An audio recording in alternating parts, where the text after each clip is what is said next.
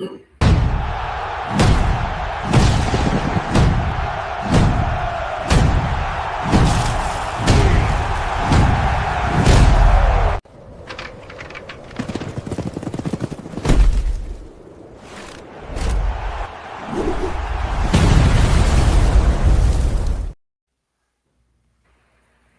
that an intro or is that an intro? I mean, let's just call it Duncan. That is. I love the way that turned out. Ladies and gentlemen, welcome to the Wild West podcast. My name is Richie Riche. I am now owner and founder of the Toops and Touchdowns YouTube channel. However, also directly affiliated with the Orange and Blue Network. So I am on both platforms. Another thing, guys, I hope you don't mind, I just want to quickly give a quick plug. Orange and Blue Network just released a new website, orangeandbluenetwork.com. That's orangeandbluenetwork.com. You'll see my ugly mug in cartoon form on the show host page there as well, representing the Wild West podcast on the website there. You'll also get to see some of my written content, because who doesn't want the Queen's English to be posted on the internet more? And I'm going to be having some stuff posted on there for the network as well. I just want to thank Mile High Viking, a.k.a. Johnny Baki, for setting all that up, and Broncos Tiz, who's another member of the network there, for creating the website. It's pretty solid. And guys, I'm going to have a bit of a cheat code. I'm just forewarning both of you. Broncos Tiz created a Broncos 53-man roster creation tool for the network, like online, so that we can actually build out the 53-man roster. So I will unfortunately have a visual advantage in how I create the 53-man rosters, just because I have a bit of a cheat code in creating it, because it's a pretty solid tool. So I'm sorry, what? Yeah. Hey, Lawrence, I don't know where to start with the comment, because to me it would be, one, that's concerning, and two, I would kind of do the second part before the first part. I would kind of argue priorities there, but that's just me. Anyways, I hope you're doing okay, and I hope whatever's ailing you is quickly resolved. So, look, we might be rivals on the pitch, but there is no sense, and I have to say that's an evil proposition to wish ill on another individual. It just doesn't make any sense. So, I really hope you get better soon, my man. Get your ass to the doctor. Get the shower. Yeah, that's exactly it. Yes, exactly that. So, Rebel and DZ, how are we doing today? Rebel, you can go first. I'm doing pretty good. I think we're kind of right about where we're expected. Everything's kind of, gel and come together. So, it's you're on the road, right? Going to be a long process. Yeah, I'm in Houston. I just got here a couple hours ago. So we'll be able to see the boys live tomorrow on ESPN. So, yeah, we'll have all kinds of. I think I heard Houston's not going to play their starters like they planned. Did you hear that? I don't know if they're going to play their starters after the joint practice. I really don't know why they would need to play their starters. I mean, they, from what I heard, just mopped the floor with us, and it wasn't even close. So, yeah, we got a long way to go. we'll talk about that, get into that. But, yeah, joint practice wasn't good, and I drove 9 hours to maybe sitting mid. Yeah, I already knew what I was expecting. It's a dedicated Raiders fan. It's all about the experience. So, I get to take my kid to his first Raider game at 25. So, yeah. Well, I mean, I'm sure that DZ is going to give us some commentary that's just right down the center. Somewhere up the middle, he'll be giving us some additional information about his Chargers for sure. But do you want to talk the good or the bad first? Like, well, I figured I just kind of throw some. We're gonna rip this Band-Aid off right now. Yeah, I figured I'd just toss it out there. Softball. or limp out a take. But either way, Richie, I don't know, man.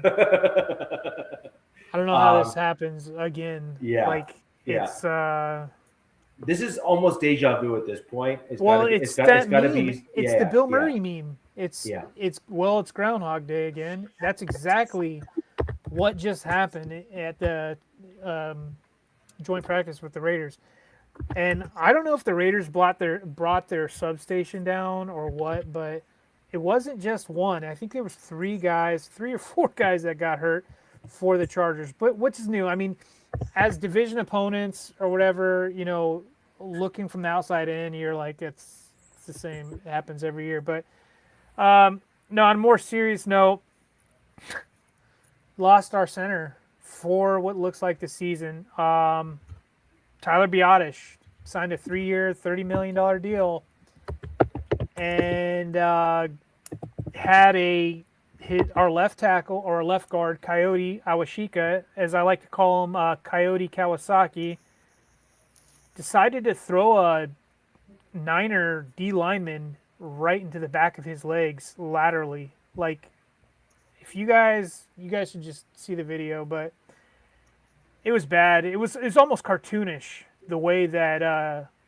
Biotis jumped up and like fell backwards. Just while he's in the air, he's grabbing his leg, and it's just it's sickening. It's so sickening, and you can point fingers everywhere, right? So if you zoom in right away, what the left guard did was just the dumbest thing you could do as an NFL player.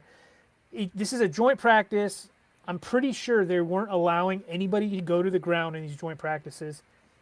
And he he was just doing too much. He threw the guy laterally, right? Like, there's so much chaos going on. He threw him laterally. He didn't just let him just go by, because there was a lot of times I watched a bunch of these highlights and lowlights, and a lot of the times when the O-linemen were getting beat, what they do is they just give up, because that's what you do in these types of practices or whatever.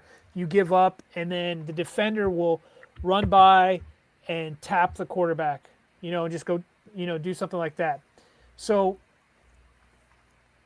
now if I zoom out a little bit more, why did he do this? Well, let's look at this. This is my perspective, and this is a guy that they picked up from the Detroit Lions he was a depth piece. He wasn't supposed to start for them. He was a break glass in case of emergency type of guy. We lost that guy last year, Sawyer, who also, by the way, just had a season-ending injury, I think like 2 weeks ago, so he's done for the season. I think he was with the Dolphins, if I'm not mistaken. I'm not 100 on that. Anyways, so they got this guy, right? And I think they got him for like a 1-year, $10 million deal, something like that. And from the get-go, everybody's like, okay, that's going to be our starter at left guard, because under the Shanahan-style system, they don't really value guards, right? That's what we've been told. So what the Chargers did is they were like, we're going to go into this season with a 3-headed monster on the O-line, 2 tackles, and a center. And, and then they're just going to fill it out with the guards. Well, I look out and I'm like, what they did is not only they say, okay, this isn't just your shot, they put him in a competition now with multiple other guys, with not just 2, 3, 5 other guys. They put him in a freaking competition. So now he's out there thinking he needs to prove a point in a joint practice. And Biotic. No, Coyote. I was Coyote. The guy who yes. threw the D lineman. Yes. Just way too extra. But ultimately, who I blame is, I can point fingers at that player, which was stupid and dumb to do what he did. But I blame the GM. I blame Ortiz. The Chargers had, I think, this whole offseason we were talking about cap money, cap space, and all this stuff. I remember the Raiders had a ton. Chargers had a lot. Well, there were plenty. I think I wrote down their names. there was like 6 offensive guards available, and they didn't offer, I think, 5 of those. And we know that for a fact because an ex-Charger D lineman contacted these guys, and they said, no, the Chargers never offered me, didn't offer my agent. So the Chargers purposely went out, and I hate saying this, but they went out and they cheaped it up in the guard spot with the vets. And who's to say, I'm not saying this would have happened, this wouldn't have happened with another guard, but usually when you're getting a good guard in there, they're not doing things like that, right? They're not throwing guys to the ground, in a joint practice or anything like that.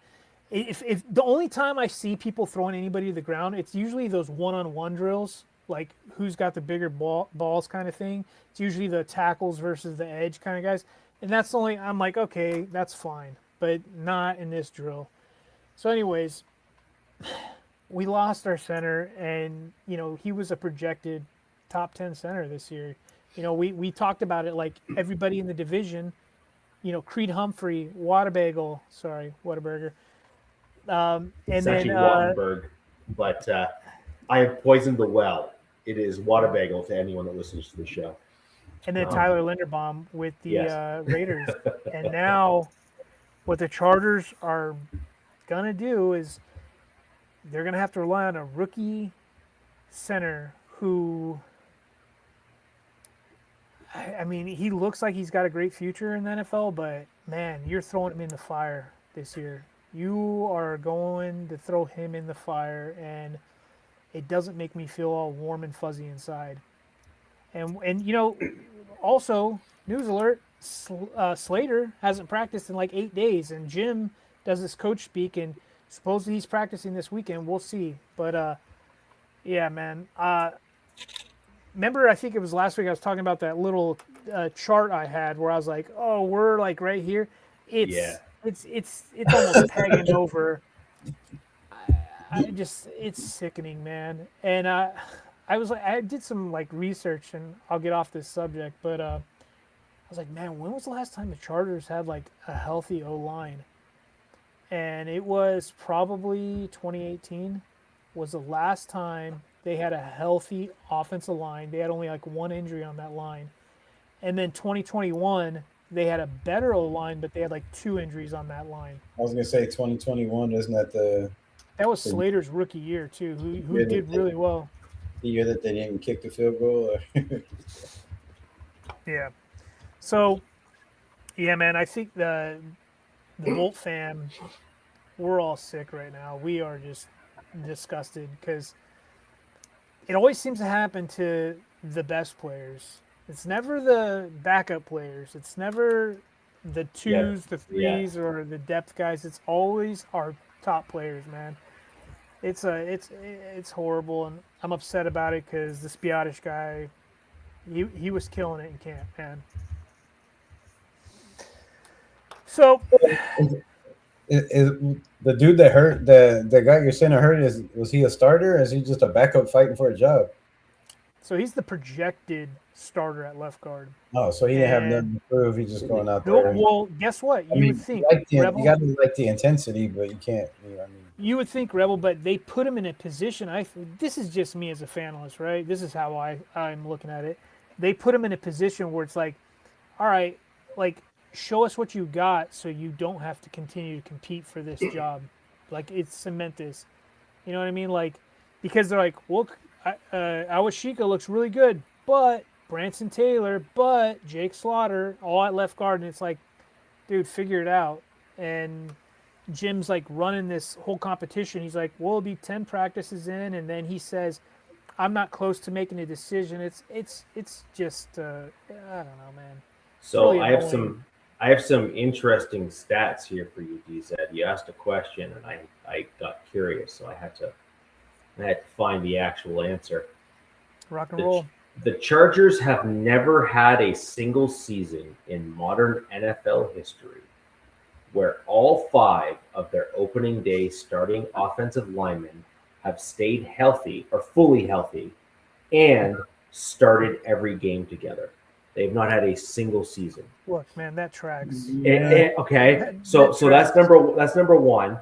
Number two, the closest the team has ever come in the modern era was the 2006 NFL season.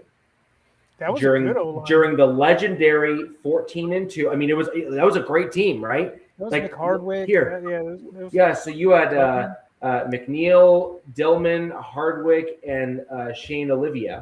Olivier, sorry, whatever. I'm going to mispronounce the name. It's just not my team. But again, like they started 16 games, and Mike Goff was the only one that missed time on that offensive line. Yeah, that was like a good O-line, man. But that was a 14, no, but look at what that meant for your team. 14-2. Yeah, look at what having that cohesiveness. You know what they did that next year? You know what they did that? They fired Marty Schottenheimer that year. Marty Schottenheimer went 14-2, and that GM or the owner, whoever, fired him for it. Like afterwards, I was like, "You're like, what? Who does that?" Yeah. Like Chargers do, of course. Yeah. Yeah, that was. So, I was intrigued. I had to look it up because my mental math on it was I actually had like an over under in my own head saying I don't think they've ever done it. I don't think they've ever stayed healthy. And this isn't to like distract for anything. Justin Herbert came in to the league, I think in 2020, I believe. COVID, I want to say. He hasn't had a solid O-line the whole time, man. And I'm just like, and this was the year I was like, oh, okay. Well, look, we'll see what Mike can do because I know that this scheme, they can work some magic, but dude, I see what the schedule is. I know what's going on. And right now, it's going to be like, if you do get Slaughter, it's going to be Slaughter coming off a major injury, Coyote, rookie, another dude, Cole Strange, this will be his second year coming off the same injury Slater got, and then Joel, who he's the golden boy. If anything happens to him, you might as well just wave the white flag. Good enough to make the whole line better. I mean, he's solid. Like there's actually really good. You're at least from that side in is better to center. I would imagine. Like there's a stat like if he's playing, like the win-loss stat is a heck of a lot better. But I want to say that's if he's at left tackle, not at right tackle. I can imagine. I think he's one of the only tackles I can think of that doesn't need a double team on Max Crosby. He just seems to work Max Crosby. I mean, I seen him just bully him a couple times. I'm like, wow, we got to deal with this for how long? How many years? Yeah. Golly. Yeah. So there's a question down below that I thought would be an interesting one to bring up. I want to thank Arnie for raising the question in the chat. Let's start with it is. Let's start with the trifecta here. Overall, what your thoughts are, DZ? Who in the AFC West teams has the best roster? From top to bottom? Top to bottom. Who do you think is overrated? Who do you think is underrated? From top to bottom, it's the Broncos. It's easy for me to see. Like they have, I mean, assuming that your center spot is fixed, but whatever. Overrated. That's tough to say. Who's overrated? Like, I don't know. I mean, the Chiefs are relying on a lot of bringing back some of their old guys. I don't know if you guys paid attention. They're bringing back a lot of guys that were with them for their previous Super Bowl runs. They brought back Eric Bieniemy, but they also injected a ton of youth in their defense. I don't know what necessarily want to call them overrated, but they're just I don't know what to expect for them on defense. And then underrated, I don't know, dude. I don't know. I'm going to step on somebody's toes with this. I want to plead the fifth. I want to pull a Fauci here. Plead the fifth. No, you can't do that. You already started now. I mean, I think there's a lot of. I think every team has something that's underrated about them, and then I think there's obviously some overrated. I would think Richie would probably say like his offensive line might be overrated in maybe the run blocking department or pass, one of the two. You know, he like, so it's like, I don't know. Arnie, come on, man. Give us some easier questions here, dude. Here, We need some I'll crazy blast load. through this in like 2 seconds. I believe the Broncos have the best top to bottom roster. Yeah. I believe the Broncos are the most overrated within the division, in large part Broncos? because, yes, because the problem that the Broncos have right now, and we saw this in the preseason, is once you get past that first wave and even into that second wave of depth in the offensive line for the Broncos, you start to really waver on the offensive line, which is pretty much normal for most teams. I mean, it's one of the hardest positions. But the problem is that we are seeing massive injuries to these big boys this season. Like, we're seeing offensive linemen just drop like crazy this year. Like, it is like kind of weird, actually. The Ravens just lost one of their guys, had to get carted off the center as well. Yeah. They're really kicking themselves about the Linderbaum. Right, and so I'm looking at the Broncos offensive line, and I think it's generally overrated overall. And the reason why I say that is that when we look at what happened in the playoffs, they were allowing a lot of pressure, and they really weren't allowing for running backs, even backup ones, to have proper lanes. They were able to move guys off the ball. In order to have an offensive line be deemed like elite, I'm looking at like what the Dallas Cowboys used to have, like the Great Wall of Dallas that was there, where they were just moving dudes and just chucking them out the way. And I'm looking at that as a benchmark for like the bar, as it were, to match up to offensive line. Pass rusher, I look at Von Miller as a bar to meet as a pass rusher at the outside linebacker position. They just don't make them like Von, man. That's what I'm saying. Like, I'm looking at these dudes and saying, like, this is the bar of excellent or great. And everyone keeps on saying my Broncos offensive line is excellent and great. And I'm like, not really. Well, that's what we get fed. They work really well together. Like this is the thing. They are a cohesive unit because they have worked together for like 2 to 3 years now. So you have camaraderie and all that kind of stuff. So like, I totally get that part.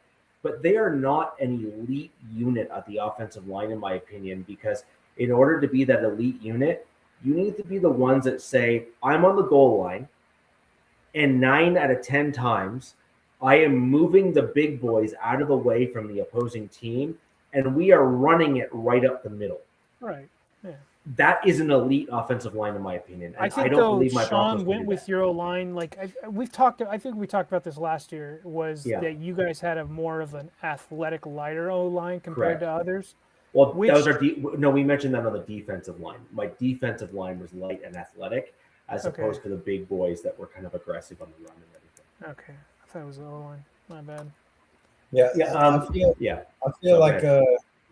I feel like the best roster is easily the Raiders in about 10 years from now. No, I don't go that far. I would say like just a few years. Probably like 3 or 4 years from now. You know, Brock, Canty, Mendoza, Mike Washington. I mean, the youth is. We'll get into it, but so right now, I would say the most overrated. I'm gonna have to go with the Chiefs because they don't have any Chiefs, guys in here, and they can't stick up for themselves. So, no, but honestly, Patrick Mahomes, I just don't like guys trying to rush coming back, from injuries like that. And if he starts day one, that's a concern for me. I know they tried to bring back Bieniemy. I just feel like Andy Reid, might be reaching that Pete Carroll realm where you're great, but the age is catching up to you, right? It kind of looked to me the last couple of years, and I've said it on my channel the last 3 years, the Chiefs just don't look the same. They weren't the same in the playoffs. They weren't the same on defense. They weren't the same when they got in the Super Bowl against the Eagles and got their butts handed to them.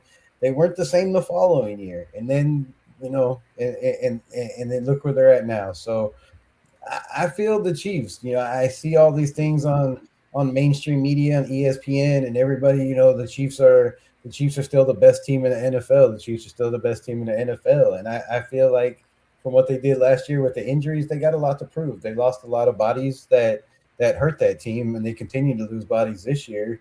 Their offensive line, we don't know what that's going to be. Kenneth Walker the third. I mean, what was he before Clint Kubiak? You know what I mean? Like, he had his best season with Clint Kubiak. So can Eric Bieniemy make Kenneth Walker what he was? So to me, I think the most overrated is the Chiefs, not just because nobody's here. And then the best roster, I think, is, not just because both of you guys are on here, but I really think it's, both of you guys have very, very deep rosters. I know the Chargers lost the center, so that kind of loosens theirs a little bit. But, I feel like both of you guys are in a position where, losing a guy or two during a season, or, three is not going to hurt as much as it's going to hurt the Chiefs or the Raiders in the season, right? If something were to happen to our main guy, and y'all know who that is, I'm not even gonna put that out there, but it's another wash season for us on offense. I mean, so far, if you look at what we've done, I just don't see Kurt still having the arm to be out there and going and doing it. So yeah, I think you guys have definitely the Chargers and the Broncos. I would say the Broncos, just because of where they were last year, their O-line stays healthy. So yeah, and then underrated, I guess I have to go with the Chargers because both of y'all are, I think, very, very close. So yeah, I think the Chargers roster is underrated. Like you said, if Justin Herbert would just have the starting offensive line for even 3/4 of the season, not even a full season, I would hate to see what the man can do. But then again, he's got his mind wrapped up in something else, and we all know as men, when your mind gets wrapped up in something else, he's like a puppy dog right now. It can change a man. I mean, Josh Allen is a prime example. The last 2 years after he fell in love with his little thing over there. Herbert's like a puppy dog right now. Yeah, like literally every day after practice, there's clips, because there's his wife or fiance, I'm sorry, has a whole crazy fan base. So there's Madison Beer accounts all over X, and I don't know if they're now becoming Chargers. It's like Swifties becoming Chiefs fans. It's like Madison Beer fans becoming Chargers fans, and they're posting pictures like them holding hands. Like, it's like, I'm like, dude, this is getting ridiculous, man. Oh, she's at practice. She's he's hanging all over him when he's on the sideline talking to the coach, and it's starting to remind me of the Belichick thing in North Carolina. Yeah. So, I mean, I'm happy for him, and he seems to be there, all about ball. But it's like sometimes, like, dude, you got that fourth and a short or something, that QB sneak, and maybe he's like, oh, well, if I don't get it, I got to go home with her, kind of thing. You might lose some of that drive that you had for the previous 6 seasons. You know what I mean? I might have a turnover in the preseason, but the drive home will be well. I mean, go back to you said something about losing the center. What I think it does is it definitely lowers the floor of the ceiling of the offense going into this season. I think the ceiling can still be up there, but I think the floor gets lowered because there's a lot less that you're going to be able to do with a rookie center out there. That's just, no matter how good he is coming out of college, I have my concerns about him, especially what I saw in the Houston preseason game. Where was he drafted? What round? 2nd round. Oh, so yeah, so pretty high. I mean, he's up there with the JPJ. So you gotta, that.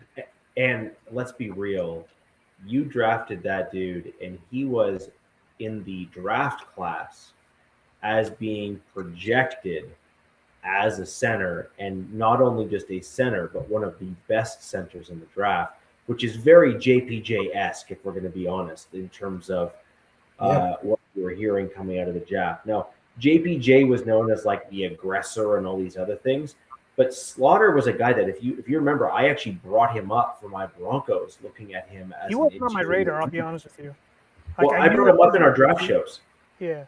I brought him up in our draft shows. I Like remember. he's an aggressive kind of big, like he's the kind of guy you want on your team, but Kind he's of a going to take smart- some time. Yeah, he's going to be a dude that's going to take a little bit of time to develop, which is fine. Yep. But the good news is that your coach, even though he might talk in circles, loves khaki pants. And No I more think khakis though. Khakis was a Niner thing. They did their gray pants now with the Chargers, but I get what you're saying. cool. It's still very kind of even keel, as it were. But the problem is that he's got some stability there, and it's not necessarily a problem. It's a good thing. He's not dealing with the ebbs and flows going on. No matter what happens, your coach kind of stays here. And he's also got some respect across the league, which means that you have some pretty good positional coaches on your team, which are going to help develop the young man and get him to a point where I think he's going to be a pretty solid player for you guys. So is he going to be great right off the bat? Probably not. He's probably going to struggle a bunch. By the way, Rebel, Mendoza, same court, same right across the board. We saw him hold on to the ball too long, but then we saw some laser throws that were just like, lighting the stadium on fire, right? Yeah. And so I think you're going to see some ebbs and flows from these young guys, Slaughter, Mendoza, across the board. I think it's what we're going to expect. Yep. Yeah, hopefully he doesn't take the trajectory of JPJ. He went down again in practice, and the joint practice, walked off the field. So or not the joint practice, the practice before they flew to the joint practice. So we don't know what's up with him. He didn't practice in the joint practice again. A lot of people are. He was in street clothes, right? JPJ. Yeah, a lot of people are insinuating concussion. Again, but. I'm hoping that's not the case for this young man. I just hate to see it for this kid. I heard trade rumors being floated out there too, but yeah, there's trade talks being, just 3 coaching staffs, and for some reason you're still, just you're competing for a job, and yes, everybody should compete for a job, but the way I see it, not everybody's competing for a roster spot on this roster like they say they are, right? They stand up in a podium and tell you one thing. Yeah, everybody's competing, but nobody's competing. I mean, not everybody's competing. There's competitions at certain spots, but a lot of people have jobs, and a lot of people were handed jobs. One being the quarterback position. Nepotism's real, right? There hasn't been no every Kirk Cousins still running with the ones. Mendoza's supposedly supposed to take some first team reps. I'm sure Kirk won't play a lot, but in the joint practice, both of them threw interceptions for touchdowns. So both of them, Kirk Cousins and Mendoza, and I didn't hear nothing about Aiden. I don't even think was out there playing in the joint practices. So I don't know what's going on with that either. But yeah, not a good sign, man. Not a good sign. Like yeah, I agree. That Mendoza, to me, you can't rush him. Yes, he's got the talent, it's there, but as hard as he is on himself, like we talked about last week, I just I don't know, the constant want to let your teammates down, and then watching that game, I seen everybody's like, oh, he's so great, he had the great performance. I mean, all over national media, and I had to watch it like 8 times because I'm like, okay. He had 3 good throws. For a rookie, that's okay. But for a first-round pick, is that really, okay? Your first play, you're throwing it out of bounds. I mean, you missed some throws, but under pressure, I think he completed one pass, or maybe 0 passes. I think it was 0 for 5 under pressure. So that's not a good sign, right? When they're blitzing, yeah. When you have an open pocket, and he had 3.13 seconds to throw. That was the I want to say third fastest, or the third most time out of the rookies in preseason to throw the ball. You're a first round pick. You have that much time to throw the ball. I think there should be better results. So I think you should be picking him apart. You should be picking these teams apart. And you're playing with the second and third string defense. I mean, you're a first overall pick. I don't know. So I didn't see the greatness, but again, they drafted him to develop him and sit for a year, and I feel like they did that for a reason. They know that it's going to take time to get him where he needs to be comfortable in the pocket. But I see all these, even Dan Orlowski's like, oh, he looks so great in the pocket and going through his progressions. And I'm like, is it just me? Is it just me? Am I hating on the kid?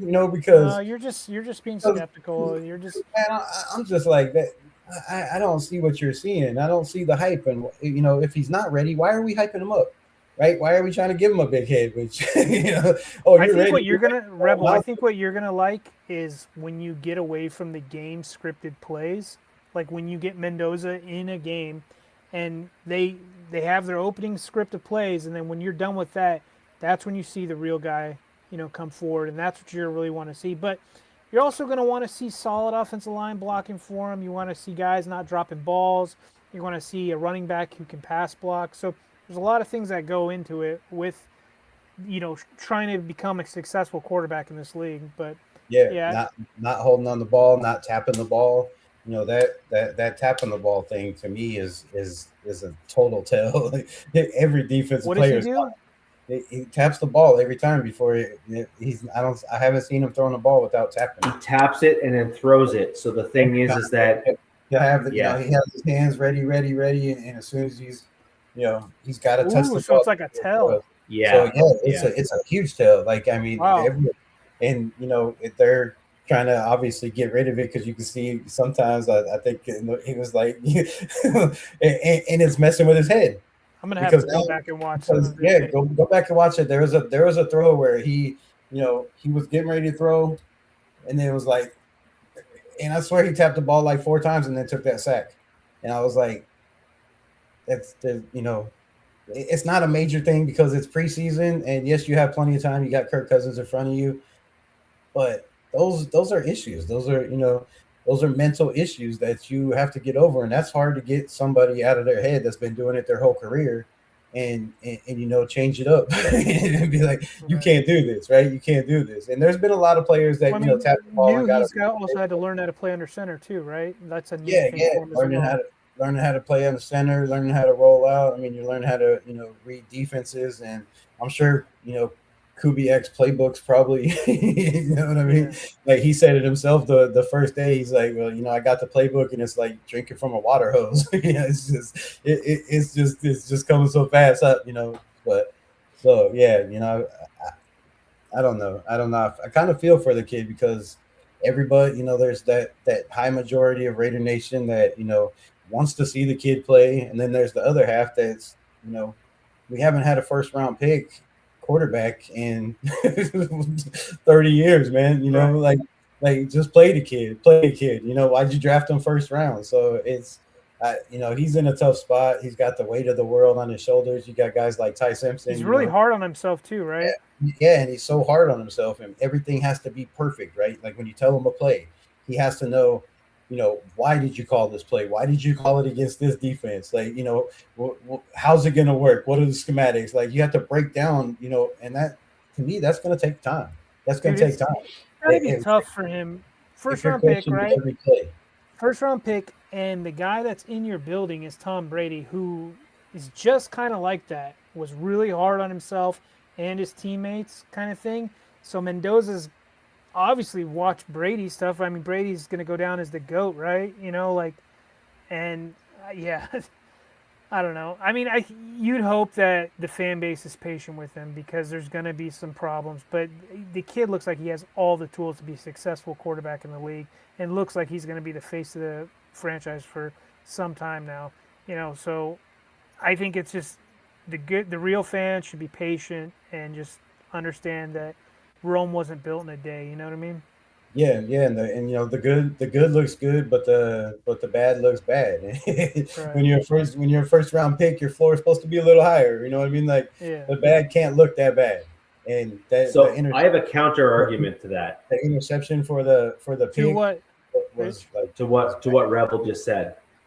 So you have 2 problems right now. One of them is you have a young rookie quarterback who is incredibly gifted but is making some rookie mistakes.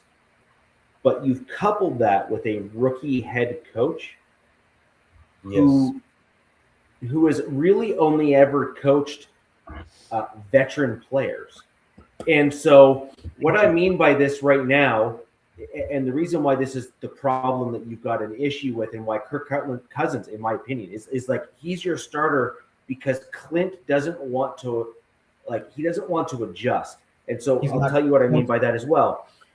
In order to have Mendoza start and like work his way back up to an NFL caliber quarterback and kind of like build, stack stones as it were, is Kubiak would have to completely modify his offensive playbook. Yep. And what he thinks he wants to do to adjust it down to make it simplistic for a rookie who's got to learn the NFL and the ebbs and flows. And then as the season goes on, Kubiak would then need to stack on more complexity as Mendoza gets more and more comfortable. Now, Kubiak doesn't want to do that because Kubiak has got something to prove to say, I deserve to be a head coach. And so you have this, you have competing. The problem with Kubiak right now is that he's dealing with an organization that has a very, very short hook with a head coach and has proven so over the last several years. And so he feels that he has to win. If your team were to guarantee Kubiak 3 years, no problem, then I think Kubiak would probably have adjusted his mental math on Mendoza and would have likely approached it differently. I kind of feel that's somewhere that has to be somewhere in the contract for him to, to be able to go wherever he wanted to come over and take this opportunity. I kind of feel like that, that he would have that in writing. I would. I'd be like, look, you need to put your franchise on it that I'm not getting fired for 3 years. I'm taking half of it when I sue you, right? There's got to be something. I need it in blood. So, I hope and pray, and I really feel like that's the situation. I feel like the last couple of years, they see the writing on the wall. They see the problem in the organization, and you have to give him 3 years. So I don't think he's really worried about winning this year because, they know Kirk Cousins, it's not if, it's when. Something could happen at that age, and the rookie, the same thing. So I feel like he has time. I don't think he's worried about the winning. I just don't, like you said, veteran quarterbacks. I believe his system is so complicated and so complex with all the schemes and the motions and the play action and all that book is so thick that you have to know everything. And for Cousins, he's the veteran. He's been there. He's done that. He's seen all the defenses, right? He can run the ship until the young man's ready. And I feel like, if you look around New Orleans, once Derek Carr got hurt, right, they struggled drastically with Spencer Rattler. But that New Orleans team with Derek Carr was the best team in the NFL for the first 3 games. they were throwing 500 yards. They were throwing for 500 yards, 3 touchdowns, and then Derek Carr got hurt, and then he tried to play through it, and and after that, once Spencer Rattler went in there, that team fell apart. Now I think they finished 9-8, which wasn't too bad, but they started out like 3-1 or 3-0 or something. So that's the only. I had to think about that for a second. I'm like, Derek Carr with the Saints, yeah, right. Yeah, you're like, what, is he right? Yeah, and then and so that's the only really rookie that I guess Brock Purdy for or was he there with Brock Purdy? The first year I do believe. But you got Shanahan as the head coach, so that's a totally different story. So I just feel like he wants the comfortability in the system from the quarterback to, a veteran to go out there and run it. And he said it, before they even drafted Mendoza. In a perfect world, you have a veteran come in that can run the ship until the rookie's ready. So I see that. I feel like they're going to use patience with that, but. Let me ask you guys this. Do you feel like and I know you don't watch both, but do you feel like maybe they're going with Kurt no matter what because they don't want Mendoza to play and they're not giving him first team reps? But do you feel like it's hurting him not having the opportunity to at least compete for a job right now? I mean, whether he's ready or not, shouldn't he at least be getting first team reps to see what he's?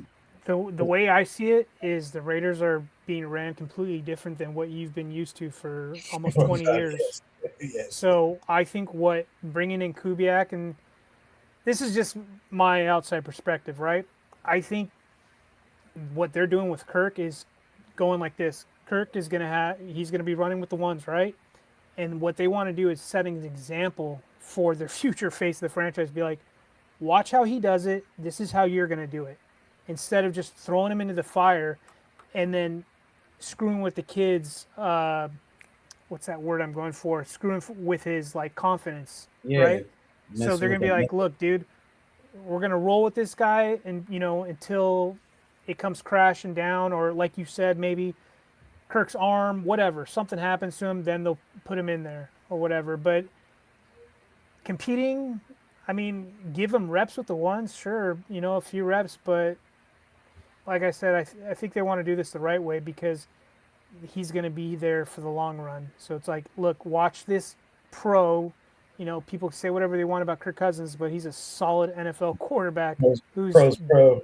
he's done it at a high level, in many stops. So I think they just want him to just follow his lead, I guess.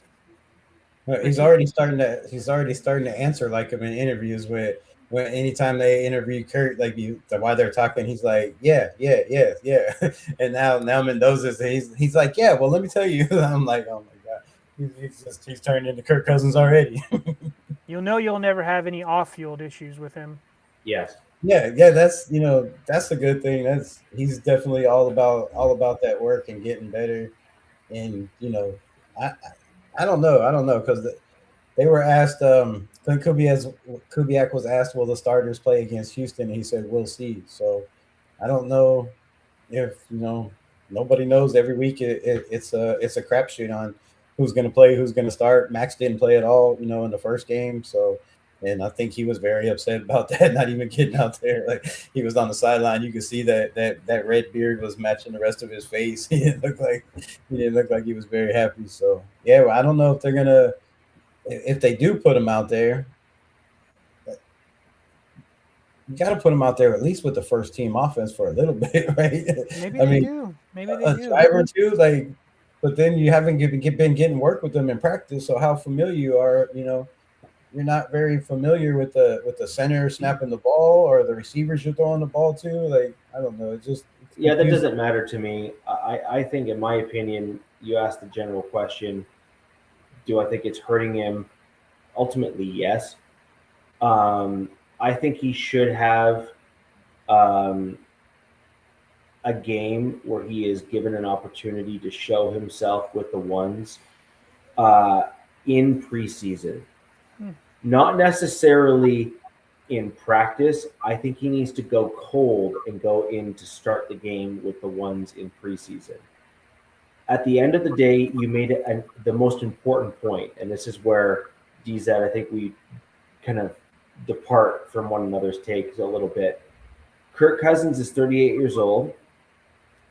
The Raiders are a fledgling organization, or at least a new organization with the current regime. So they are starting kind of from scratch with what they have now. They have a GM. They have a new coach. Bricks. They're starting to stack bricks. They're trying to do the thing. By the way, that's not an insult to Raiders fans. I'm just kind of calling what I'm seeing. But they're trying to do it the right way. You can totally tell how they're doing things. They are attempting to build a team using the right kind of foundational pieces and to do the right thing, which to their credit is, I hate to see it, but I love to see it because it means that the Raiders are going to be competitive again, right? Now, what that means for Mendoza, under no circumstance should any team ever be telling their rookie quarterback in the first round that they don't have a shot at winning the quarterback competition. Ever. Now, that was said? Does that mean that? Pardon me? Was that said? Because well, they're basically saying that right now. They're not giving him any first team reps in practice at all. I got you. They're not giving him any opportunity in the first preseason game to play with the ones in any way, shape, or form. And I would argue, if I'm going to be honest, from what I saw from that game there, I would like to have seen Mendoza with the ones behind a better offensive line and a better and some better weapons on the offensive side of the ball to see what he could do with those guys in preseason. Going back to Kirk Cousins, okay, so here's Rebels team right now. Kirk Cousins is now in game 4. He gets his geriatric rear end kicked out of the game because he gets run over, bulldozed by a 340-pound defensive lineman that just like ravishes him behind the line. Okay, cool. But now you've got nothing. Like Mendoza is then coming in. Again, I'm just saying in theory here. No preseason snap reps whatsoever in game situations with the ones at all ever. No practice reps with the ones ever. And then you're saying, now, dude, now go. That makes no sense. It literally makes no sense to me, especially given the fact that you drafted a guy in the first round. Now, I was against Bo Nix being named starter day 1 for my Denver Broncos, and I maintain that decision because I saw some real challenges with his game. So part of this is also what you think your quarterback's going to do. Do you think your quarterback's going to live up in their head and basically tank their career by acting like an idiot because they can't get out of their own way? And if the answer to that is yes, then I think you have to hold him back and have to help him. If you think that the quarterback can get out of their own way and kind of have a goldfish memory, like what last play? What last interception? I have no idea what you're talking about. So if you think that quarterback has that sort of a memory or that sort of a playing style, and I think Bo Nix fits the latter rather than the former, I think that he is well suited to come in and step into play more readily than a guy that lives in his head. So like Tom Brady has the mental mindset to say, I'm pissed off that I made a mistake, but I can do better. And he then elevates himself in the face of pressure. Bo Nix, I kind of see a little bit of that mental mindset in him, especially with these fourth quarter comebacks. Rebel, you can always have your team doc shoot Cousins in the chest with a shot, do something. He could take the Herbert arc where Herbert wasn't supposed to play, wasn't supposed to start, and they're like, just kidding, dude, get in there. Yeah. The starting quarterback can't breathe. Brissett, right? No, it was. Wasn't it Jacoby Brissett? No, it's like Geno. Was it Geno? Not Geno. As yeah, wasn't it Geno Smith? He was the Chargers. No. God, no, it wasn't. Dude, wasn't Brissett. We never had Brissett on our team. It was. Wasn't that guy I thought it was that guy. Dude, this is embarrassing that you're making me second guess. 2020 started. It was crazy because it was the Chargers had a black head coach, black starting quarterback, and something else. And Tyrod Taylor. Tyrod Taylor, and they were like the first team in history to have all three. Yeah, I remember that. Black at that position at the same time. Yeah. So look, just slip the team doctor or something, and just get it out of the way, and have Mendoza, hit the gates running, man. Week 1. Mike Florio, like I'm not a big fan of, right? Like he's a Raider hater to the core and a Tom Brady. He's a hater to everybody. He's a Tom Brady bigot. Like he just can't stand Tom Brady. But he said something that I kind of agreed with for the first time. The other day he said he feels like this organization and Clint Kubiak don't want Mendoza running with the ones in practice because they don't want everybody to know that he's already better than Kirk Cousins. They don't want everybody to know that he gives us the best chance to win. Now, granted, Kirk Cousins has the veteran mind and all that, but the balls are still floating. He did zip one the other day. It seemed like a rocket, but the balls just seem to float. He's getting tip balls in practice, against rookies, and then these rookies go out and get completely torched against the Cardinals, go out and get completely torched against, the backup from the Cardinals, the third string Cardinals, the fourth string Cardinals. The Raiders didn't have an incomplete pass against the Cardinals until the third quarter. Wow. Jacoby Brissett, Gardner Minshew came in perfect. Jacoby was like 8 for 8. Gardner Minshew was 11 for 11 or 14 for 14 something. And then the backup came in and strung his 8 or whatever 9 together before they finally broke up a pass. But Kirk Cousins is completely shining in camp every day. So they're saying, right? Oh, he's killing it in the red zone. 5 touchdowns in the red zone. But that's all I ever hear is touchdowns to Brock. So Mike Florio, it made me think: Are they really just so stuck on going with Cousins, and they don't want Mendoza to play this year because they don't feel he's ready? It just doesn't make sense that you're at least not giving them first team reps, at least not letting them compete. Why is there not a quarterback competition? It just doesn't. Well, no. You don't want that. What you actually want, and I'm like in this like weird spot about how these things like should work, and so I'm curious to see where the chat is at this and whatnot. I do not think there should be a quarterback competition.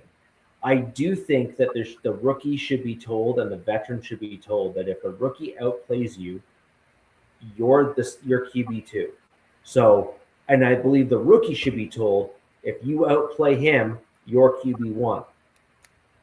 And a team that I look to as a reasonable example of how I think things should be ran is the Seattle Seahawks when they drafted Russell Wilson.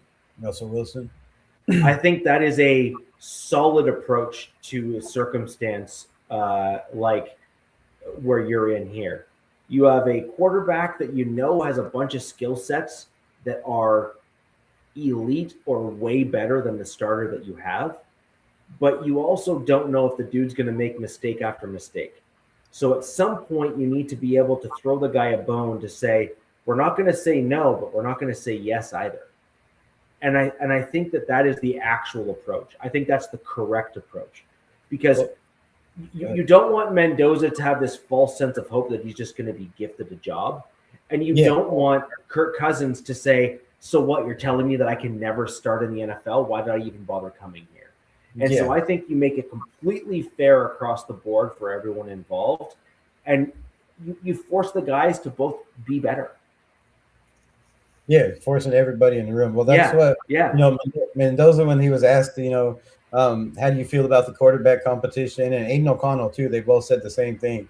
They say we're not competing against each other, we're competing to make each other better. And I thought, I don't know, maybe it's just a Raider in me. I'm like, if you're not competing to beat out the guy in front of you, why the hell are you playing football? Why are you here? If they're trying to convince your quarterback you're not competing against this guy, you're here to make this whole quarterback room and this team better, which that's great. But that's to me just saying, look, we don't want you out there trying to outperform Kirk Cousins because we already know you can, right? We know you can throw faster. We know you can throw farther. We know you can escape the pocket better, right? We know you got more mobility. You can pick up yards. It's just the fact of knowing when to throw the ball and having timing and throwing in guys open and reading defenses and not making mistakes. I think that's once that all comes together, and for a lot of rookies that comes together by playing. Some people learn better by getting play time, right? He might be a kid that sitting on the bench might ruin his career because he might be like, man, I need to play and keep playing. That's my motivation. So I just feel like it started out, they were like, well, we don't really have a starter. And then it was, Kirk Cousins going to take the majority of the first team reps. And then after last week's preseason, they said, Kirk Cousins said, or Clint Kubiak said, I talked to my staff before this, and we need to come up with a plan to give Mendoza more first team reps. So right. And that is the right approach. No, but that is the right approach. That's exactly what I'm saying is, look at what we saw from Mendoza in that game. He threw a dart. It was a laser throw where he threaded the needle as a dart right up the middle on a seam route to coverage. Correct. But he just right up the middle, and it was a great throw, like a spectacular throw. He also extended a few plays and made a couple other nice throws downfield. Handed the ball off well as well, which was a great thing for your team as well. Washington had a fantastic run there as well. But overall, he earned himself, and this is, by the way, this is what I'm saying. This is the correct approach. Earn it. Which is, dude, Rook, good for you. First round pick. You done good, kid. And this is what we wanted to see from you. Here is some first team reps during the next preseason game, because you're going to need some first team reps, because you're definitely the guy that we see as our future. But you're only going to get these if you continue to step your game up and show that you have earned them. And that is the correct approach with a young guy like Mendoza. Because you're forcing him to earn it. You're forcing him to earn it. I like that approach too, the earn it factor. But to me, isn't that a double standard when you tell your rookie you need to earn it, but we're just giving Kirk Cousins a job? No, because you don't want to be the first round. I guess maybe you might want to be the first pick again in the draft, because then you get like one hell of a I don't think we can afford to have any more first round picks. We can't afford to pay him. But the point is that you don't want to be picking as high as you were again. You want to show your team that you're progressing in an upward trajectory to keep a guy like Max happy, to keep some of these guys that you're going to need to re-sign wanting to re-sign with your team, and not have to overpay them to keep them on your roster. You're going to want to start showing that you're in an upward trajectory as a team, and not kind of plateauing in like the lower middling part of the NFL. You want to show that you're turning the corner as a franchise, and I think that's fair. But you don't feel like that could be a double standard in the building when you're coming in and you're trying to change your culture and you're telling guys you need to compete for this job, you need to compete for this job. But I'm bringing in Kirk Cousins, who's 39 years old, coming off two of his worst seasons and 2 years removed from an Achilles. But he's not having to compete because of his body of work in the past, right? Like that. To me, that's how you build a culture and get people to follow you when you're showing double standards. Like, you got to compete. We're bringing in this veteran, he's got to compete. We're bringing in Kwity Paye, he's a veteran, he's got to compete. But we're bringing in Kirk Cousins, and you're just getting first team reps because we believe you're the best quarterback because of our past jobs, together, our past friendship. Sure. To me, that just like every team and every player has to start somewhere. We went through the draft, and you drafted guys to come in to compete for those starting positions to make your team better.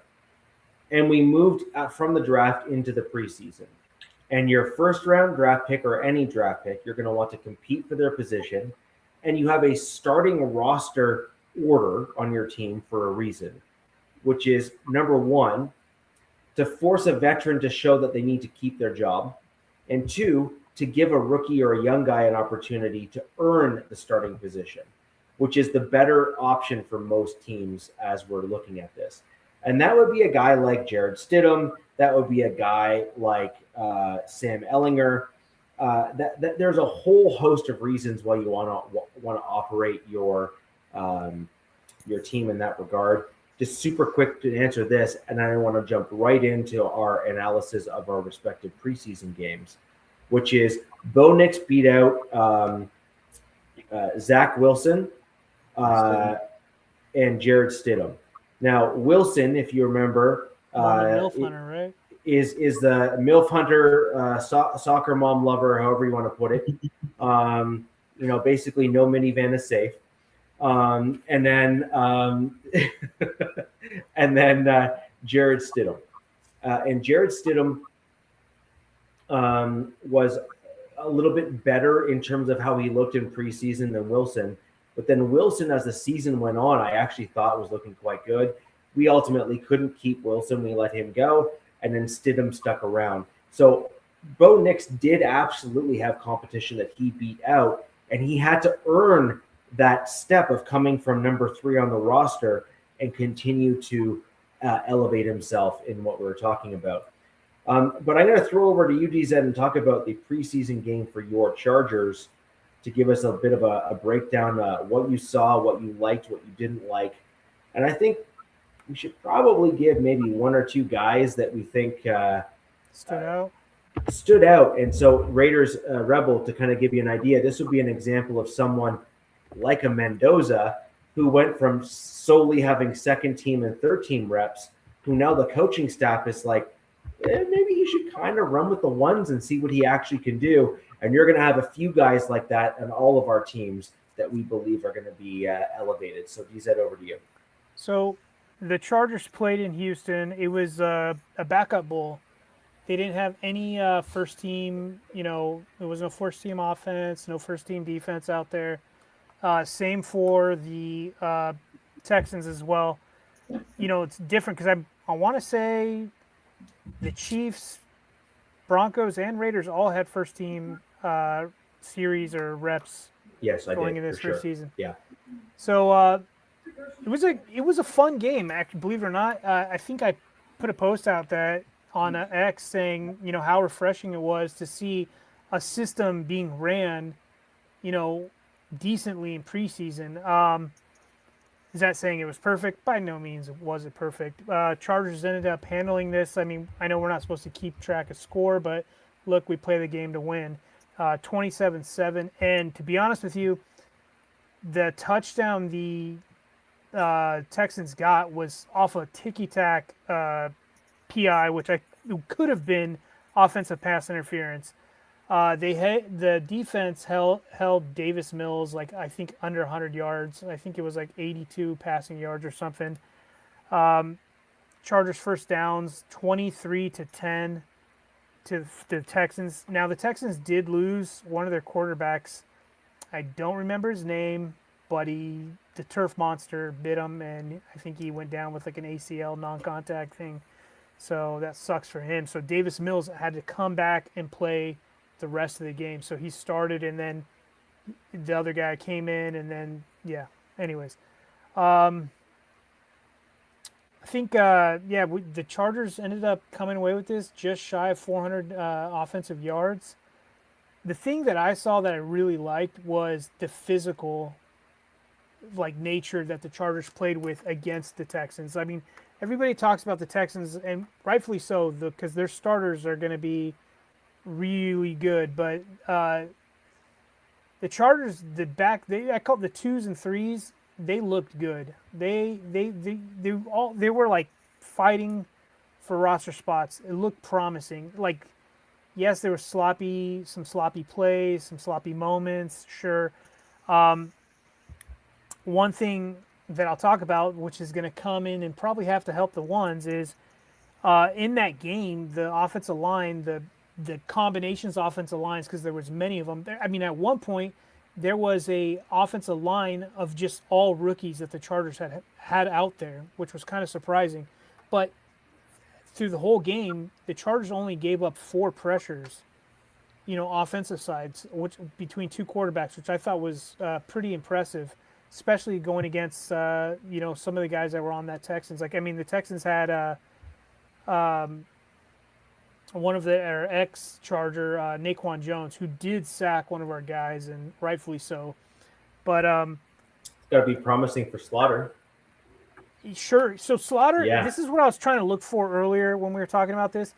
I think he was he did really good in one aspect and kind of poorly in another aspect. And I want to say he did good in pass blocking and struggled in run blocking.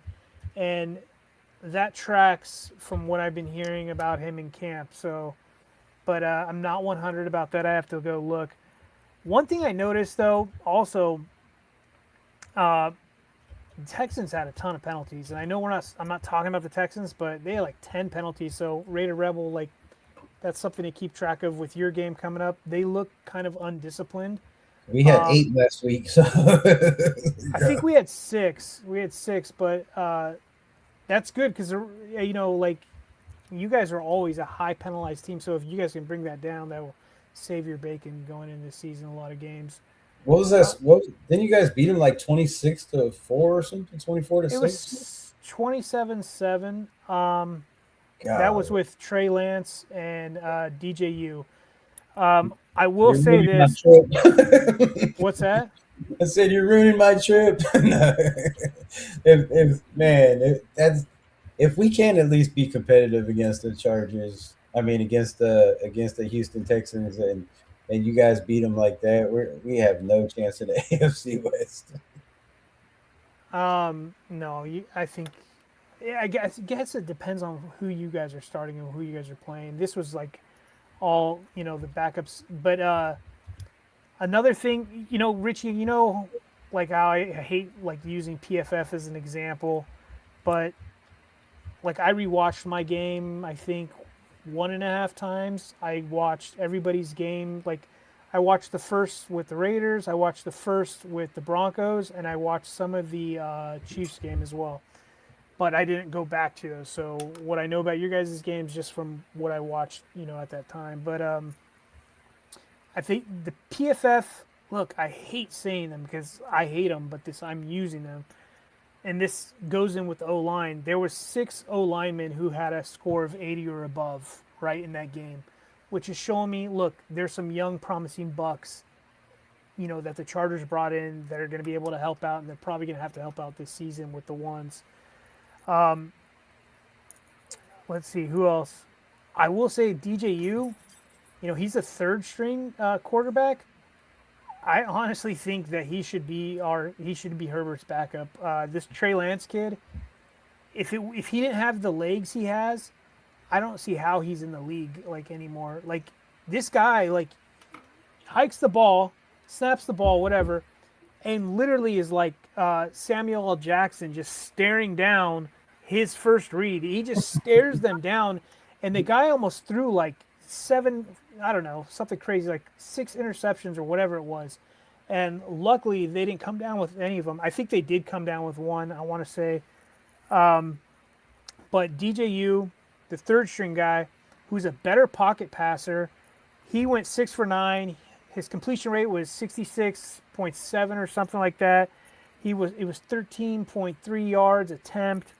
He had like 146.8 rating. Like the kid looked promising, especially with this Mike McDaniel scheme, and that's the guy I want backing up Herbert. But look, I'm not in the coaching staff. I'm just a fan, and it was just one game, so let's not overreact, I guess. I want to shout out a couple. We'll go ahead and shout out some players. Akeem Mesidor, our first-round pick, he only played like 9 snaps, didn't get any sacks, but dude, he looked the part.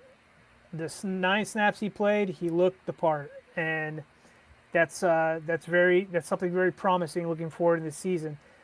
But after this game, he hasn't practiced, so another red flag going. Yeah. KLS, yeah, right. This one thing though, you got to take with this Chargers staff with Harbaugh, they're all about abundance of caution. So I think some of these guys that aren't practicing, they're like, yeah, we're not going to even risk it. If you feel something, we're going to sit you, make sure you're straight, and we're not going to force it, kind of thing. Let's see.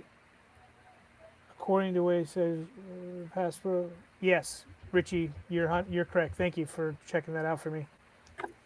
Yeah, run blocking, which Biotish was good at. Anyways, moving on. KLS was a big target in this game. He's a guy fighting for a roster spot, especially with the addition of Brennan Thompson, 4th-round pick. How many wide receivers they keep in this room, I don't know. But he went 4 for 58. This is a kid I'm rooting for to make this squad this year. I think he's got, more to give, especially going into second year, first year in this scheme. I will say Matlock experience has got to end, man. Matlock is the D tackle. They converted into a fullback. Like, I'm over it, man. One thing you notice about this McDaniel scheme is like almost every play is pre-snap motion.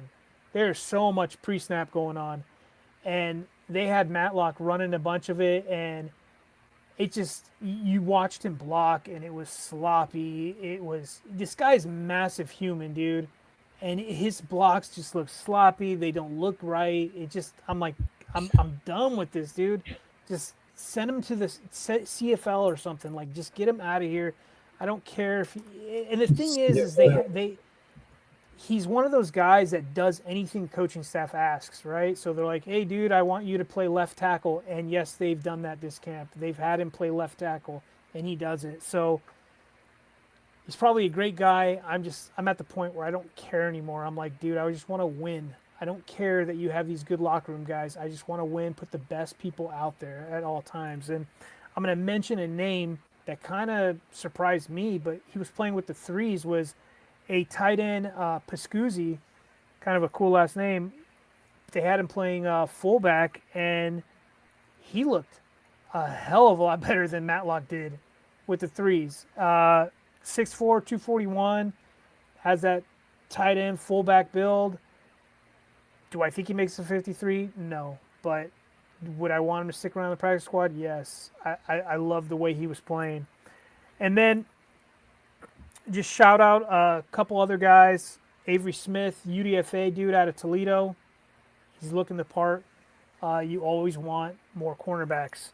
Travis Burke, the offensive lineman. Yep. Look good, dude. Plays with some nastiness. You love that. He got a game ball. Harbaugh gives game balls out like Oprah Winfrey does, cars, but he got a game ball, so whatever. Branson Taylor looks solid as well. I thought this is another guy competing for a guard spot, second-year player. So, yeah, and then Coyote Washika, the dude who every Chargers fan wants to ship to Iran right now, he was actually the 9th highest-rated guard in all of preseason, and he played a few snaps. So, look, this was he was playing against number 2s and 3s, so I'm going to take it with a grain of salt and not overreact. But yeah, that's pretty much it. Oh God, I left out one guy. I'm sorry, Rich. Real quick. So Kimani Vidal, without him, we wouldn't have made the playoffs last year, because you know how our running back room was a horrible mess. We had Cyclops, Najee Harris, and then Omarion Hampton got hurt. So Kimani Vidal, I thank you, but dude played in the game like he had a roster spot on lock. It looked bad. He looked like slow. It wasn't good. And then in comes Amar Johnson, a dude that the Chargers poached off of Green Bay's practice squad last year. He was a UDFA. He had 6 rushes for 17 yards. Not great, right? You're like, okay, whatever. 1 touchdown off that, but 2 receptions for 68 yards and a touchdown. So he had 2 touchdowns. So this dude's a pass-catching threat. 5'10", 205, out of South Dakota State. So I think he won a chip with them. I forget what conference they're in college, but he looks promising, man. And it's like you keep putting up, stats like that, you're gonna get a job. 14 points is difficult to overlook. Let's just put it that way. Exactly. Right? 100%. It's just simple what it is. Yeah. So, DZ, I have a question for you. Yeah, rock and roll, man. In looking at things here,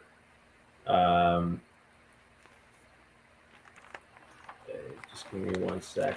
No worries. Taking a look here. So we have this image just throw up on screen. We've had some conversations on the show. Things can happen while we're live where, if you're so technically inclined, you can make images pop up. So with this image in mind, look at did you see the lightning bolt right above the tinfoil? Yeah, exactly. Yes, exactly. I thought it was perfectly edited on my part. But in looking overall, where are you at from wearing your Chargers baseball cap to this tinfoil hat on your Chargers and your offensive line injuries? Like some of these injuries that your team is personally suffering, like it is transcending coaching staffs.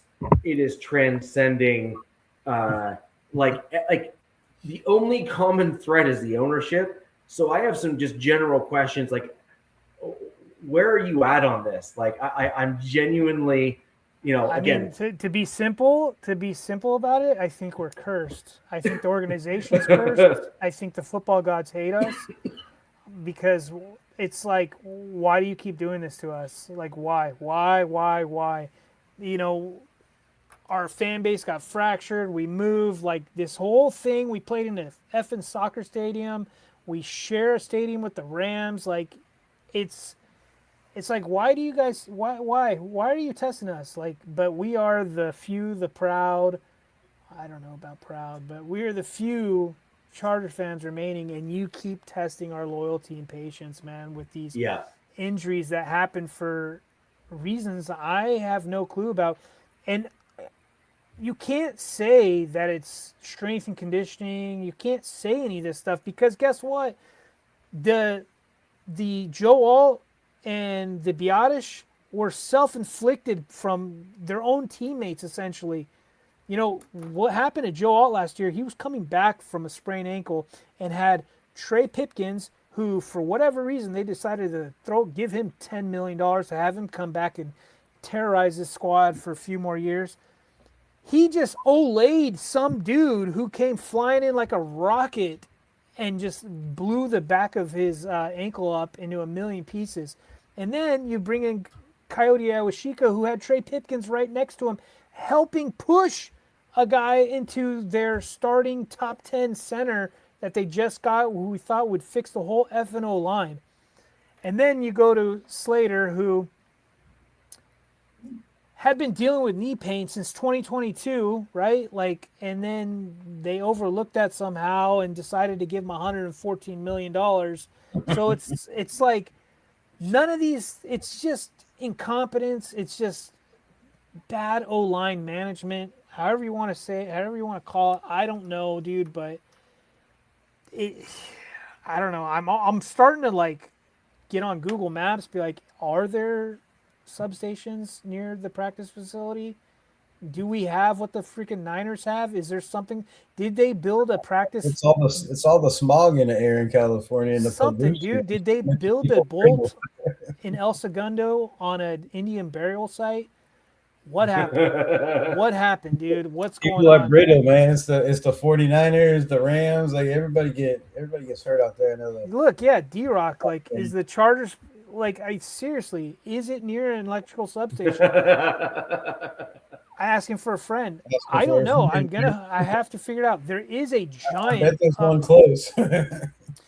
There is a giant, like, electrical towers.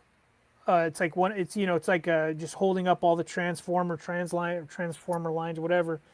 And people are like, "Well, look at where the Chargers are. They have this right next to them." And yeah, I don't know, man. It's all that stuff going in the water they drink, and I've always said, dude, like as a joke, like there's something in the water in California. Oh yeah, because the Niners are always constantly something happen, but now they're talking about the substation. Chargers have been getting hurt, and then you have the Rams as well. Rams have been pretty straight, but then now I'm seeing that they're dealing with a lot of injuries, and they had that one year where their whole roster was decimated that one year. I think it was like 2 seasons ago or something, if I'm not mistaken. But look, to make a long story short, with the offensive line, there's some dudes, Rich, Rebel, there's some dudes. They drafted some guys, but they're young, man. They're young and they're raw. And it's just, you wanted to give him another year. That's what I want to do with Slaughter. I wanted Slaughter to just be that backup. And I wanted him to do the Mendoza thing, the way I feel Mendoza. I wanted him to just sit and learn and figure it out. Look, if you were to look at a picture of Jake Slaughter, if nobody in here has ever looked at him, look him up. He looks like the dude I was dealing with at Home Depot, man. He looks exactly like that guy, just a bigger guy. To me, it looks like he needs to put on some weight for that anchor. Put on a little bit of muscle, a little bit of weight. I'm not saying he's not going to be great, and now we're talking about the centers that are behind him. UDFA, Jake Spomer out of Fresno. 6'2", 290. We're not in college anymore, bro. This is the NFL. You need to be like 3-something, dude. And I'm preferably a couple inches bigger than that. There needs to be a 3-something Yes, a in that weight of 3-something. your a And then- 3-something. Everybody's talking about Jake Spomer, right? They're all talking about him. He's this guy that we got. But for some reason, I don't know why, no one's talking about Kaltenberger, who we have, he's going in his second year. I think he's out of Maryland, if I'm not mistaken. Don't quote me on that. But he's like 6'4", he's 3-something. So it's a lot of unknown. And guess what? The whole league has got a center issue. Everybody's down centers right now. So good luck finding anybody right now. I mean, the Ravens literally today just lost their backup, right? And they're already struggling and fighting after they lost Leonard Baum to the Raiders. Richie, you guys, went down to 4 or whatever, so you probably ate up some. I'm not going to lie. That's the one spot that I'm actually not concerned with my team on. Right, because they're not serious injuries, right? No, it's not even that. It's just like I have 6 starting caliber centers on my team right now. That's wild. I have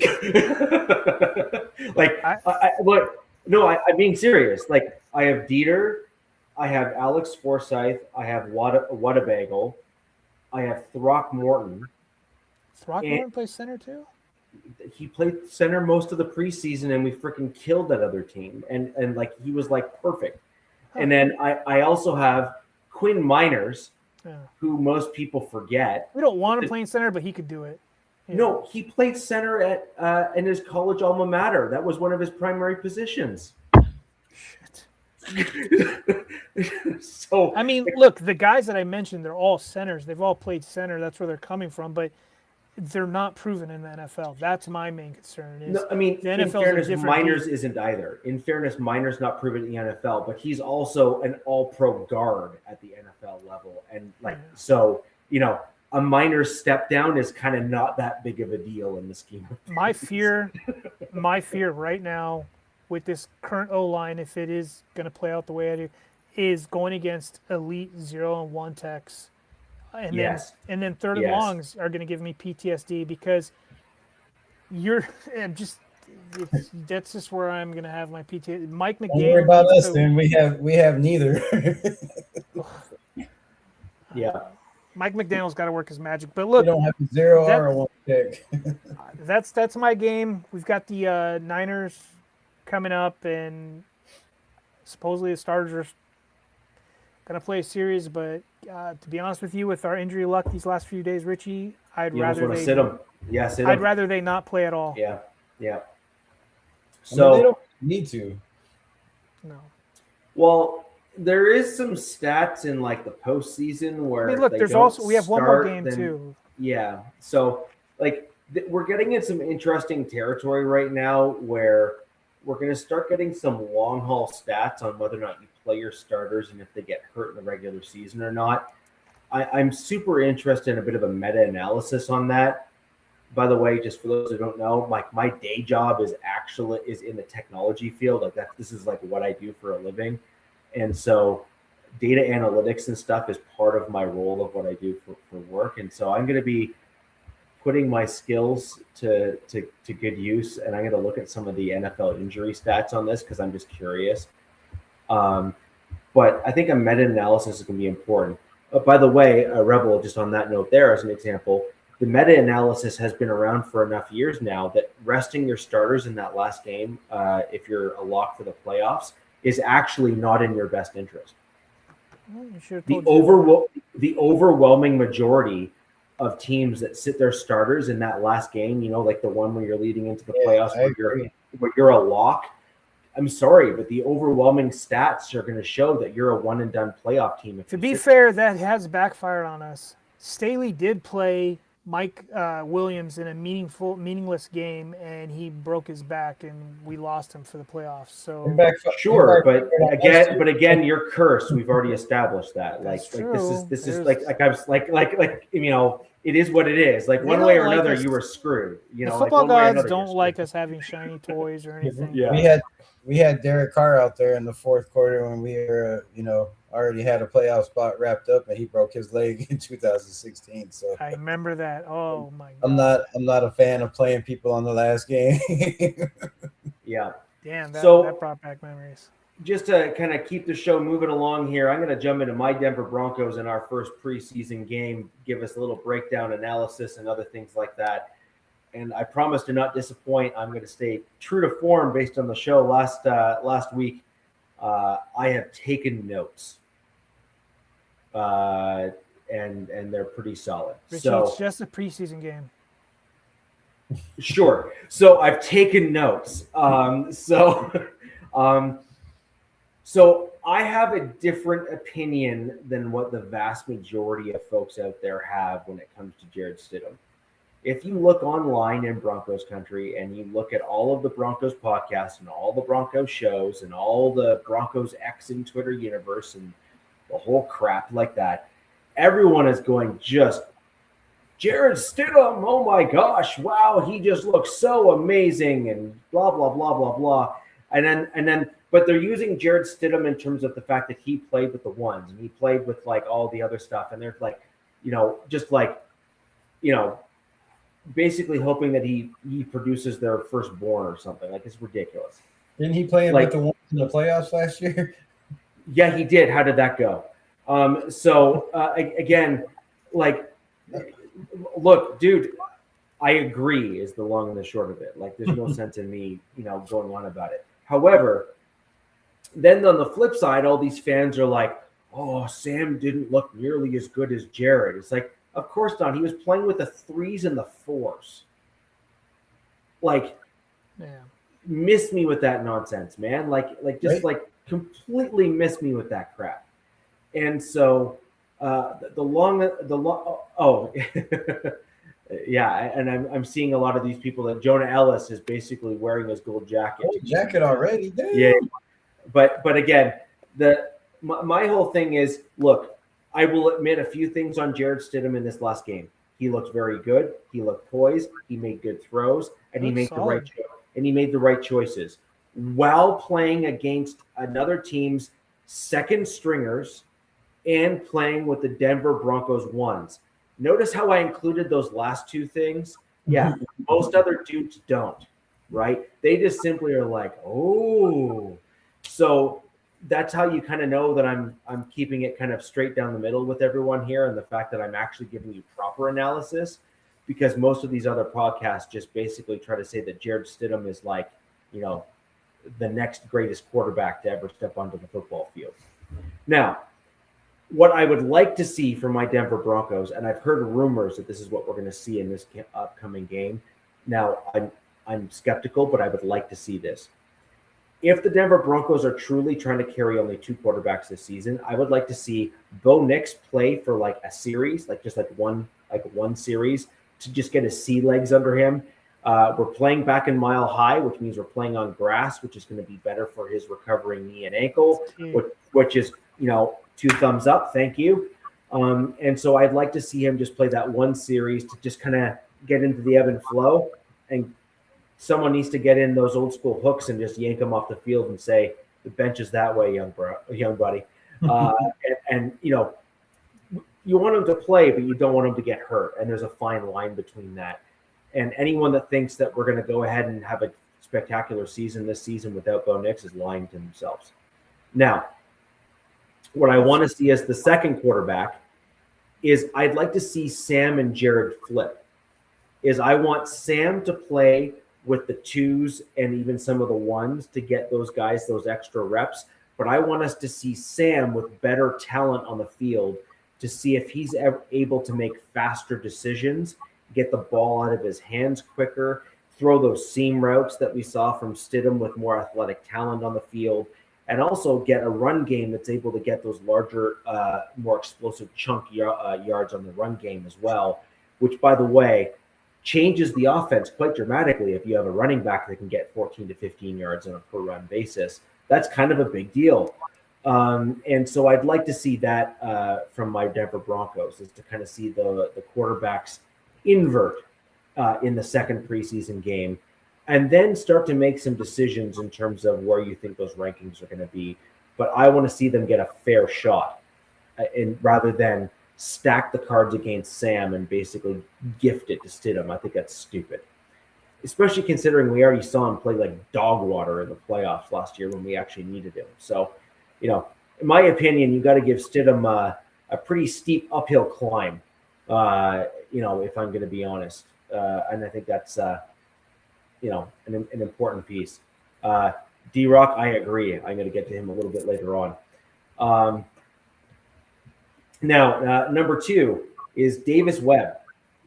We saw some great stuff on the offensive side of the ball in that game, if we're going to be honest. We saw 360 yards in total offense. Yes, I had that number memorized. We saw in that game, which was pretty spectacular. It was 359, but I'm rounding up, so bear with me. So it's 359 total yards of offense, 360 by my rounding up numbers, which is spectacular. That's some pretty solid offense.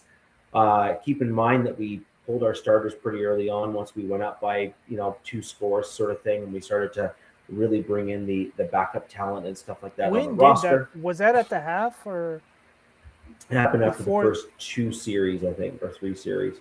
And it was done in waves. We saw some guys stay out there a little bit longer, and we saw some guys get pulled faster. So Sutton lasted like 1 or 2 series. I just saw on a snap with count. the Falcons, it was like punt, interception, punt, pick 6 or something. I was like, they had a rough day. Oh, yeah. But that was the defense. And, the defense didn't stay on for all that long. The defense was on, and we started rotating some of the starters out. Our defense, I'm not – this is like you kind of know that I'm telling the truth because I will slander my team pretty harsh. They're wicked. Like, our defense is solid. And that just, it kind of goes without saying at this point. I think we have some real opportunity there. But Davis Webb had a very aggressive fast start. Another thing to keep in mind, we had a 6-play, 69-yard opening touchdown drive in that game. This is a very rare thing for the Broncos. Sean Payton normally kind of feels the water and kind of starts off slower. So we've been talking about the last 3-4 podcasts about the Denver Broncos, what our offense is going to look like. Like, what's going to be Sean Payton? What's going to be, Davis Webb? How are these two, masterminds, as it were, going to mesh their playing styles? And I think we saw quite a bit of that in this preseason game. I think we saw Davis Webb and his aggressive play calling style in the early part of the game to ensure that the Denver Broncos had an aggressive start and did some really great things on offense. And then I think we saw the little bit of the Sean Payton influence come in at the end, which I was not happy about in any way, shape, or form, because Sean Payton loves to kind of he likes to stretch out how the play calls work out at the end of the game to try to run out the clock. So he kind of calls certain plays at certain points, I suppose to his credit, because he wins a ton of games. So it's obviously working. Right. But he likes to call certain plays to just make the game edge out, boring and long for the end of the games when he's winning, to try to coast out to the win. And he's willing to win it by a score or 2 at best. Whereas I want to win by 20. I want to go pedal to the metal right to the end. And dude, if I put up 90 points on you, looks like you need to find yourself a new defensive coordinator. Sorry, not my problem. What team or OC just said they want to be the highest scoring? Who was that was just talking about that? You guys know? That I don't know. Some OC or somebody out there saying they want to be the most explosive or something, but that makes sense what Richie just said. So my whole thing is you don't want to get your offense on and off the field super quick, because then your defense can't stay rested. But at the same time, you want to put up major points so that all of a sudden, your defense is able to start teeing off on other teams and just slaughtering the quarterback. Half. Yeah, 100%. Sustained drives. Correct, 100%. You want the 2015 Denver Broncos defense that just slaughters teams because you're up by a score or 2. and thanks. then the defense just kills them. Like you literally just want Von Miller and DeMarcus Ware coming off the edges and killing them. Like that's just literally what you want. So that's my number 2. My number 3 is going to be our defense. That was ridiculous. Like you kind of listed off a couple of the highlight reels there, DZ. Like that was crazy how good that defense looked on the field. Was it last week or a couple weeks ago? I was like, oh, the Falcons are my sleeper team. I need to like change that. Like I don't even care if Bijan and some of their guys weren't out there. Like, no, dude. Like, dude, no. So some things to keep in mind. Just some things to keep in mind. The Broncos forced multiple first half turnovers, and it led to us scoring 14 points. Yeah. So what that means, just for the listen. So yeah, exactly. As like an opposing team, you're like, oh crap, right? But what that means, just for like the general audience that's watching us and listening to the podcast, is in preseason, that means that we're playing against the team's starters and the team's backups, right? Like that's the first half of most of these preseason games. So that means that we just basically demolished the Falcons, just like outright. Like it wasn't even a game at that point. And then the Broncos started pulling a lot of our offensive players to make sure they didn't get hurt. And then we started pulling our defensive players, and then we had another 2 turnovers. Depth is great. Depth is a wonderful thing, you know what I mean? And so something to keep in mind. Keep in mind Karene Reed with that INT and the Pax breakup, undrafted free agent inside linebacker from last year. Like we had some amazing plays there by our depth on the defensive side of the ball. And I think what we ultimately saw in the Falcons game is that I legitimately think that some of our roster cuts from the defensive side of the ball in particular, they're going to be starters for a good percentage of they're going to get scooped up. Yeah, like for sure. Yeah. So that's my number 3. Number 4 is that we saw a legitimate running game without Dobbins. Well, to be fair, you're not going to have him for the whole season, so you're going to have to rely on your backup. I agree, but the guy but that he I saw, promised, man. He pinky promised, right? So we all you know, pinky promised. He has fingers crossed being his other back. Yeah. Dude, Coleman, and then even for Rebel Washington, like there's 2 new running backs in this division that look legit at AF, right? You know what I mean? Yeah. And especially with the Broncos, like RJ Harvey can literally just go to that whole pass catching role, third down back status. You know what I mean? That could be just his game. Maybe some special teams, and Coleman could just be that ground and pound kind of that guy. But that's exact. So, if you recall my comments in some of our earlier shows, and by the way, when we were on MHRT with the show before we moved over to our independent status right now, my comment, and it did not land well, but look at exactly what we saw in the first preseason game. RJ Harvey had a couple good runs, but not really. Most of his yards were picked up as that kind of like passing gadget style runner that kind of did some kind of decent stuff. I said from the get-go, RJ Harvey is going to be the upgrade to McLaughlin. He is going to be the guy, which is an unpopular opinion in Broncos country. And guess what? My answer to that is I don't care.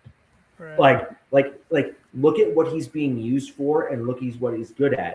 Yeah. RJ Harvey has been really good at pass catching, and from time to time runs fairly well up the middle, but most of the time tries to bounce it outside. But the guy, and there's a reason why the Broncos went out and got Coleman, Dobbins, basically going to be used as same 1A, 1B. And then Harvey is going to be the... Dude, that's going to be a nasty duo. Yes. For however long, like, Dobbins stays healthy, like, just whatever. Like, just say he does. That's a nasty duo. And then just be like, RJ Harvey's like a third and whatever, and just be like, all right, run some gadget BS or whatever.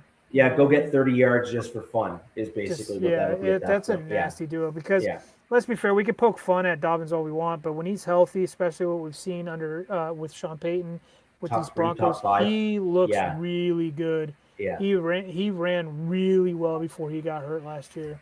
Yeah, 100%. And then this is kind of where I bring up this.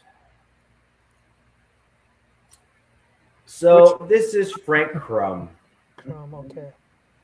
He does look like a Crum, a caveman. This is Frank Crum. Frank Crum is our depth tackle.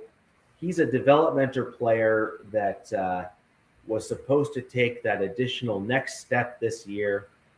In fairness, if I'm going to be honest, the dude's like 6'7" or 6'8". Like it's something stupid. Dude. Like the dude's massive. Okay. The dude is legitimately large. Sounds like our Dalton Wagner. Yeah, like he's legitimately large.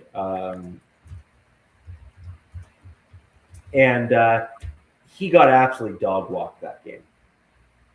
Do you know by who? Like no, but I don't even know by. I don't think it mattered. He just got absolutely slaughtered. Whoever he was going against.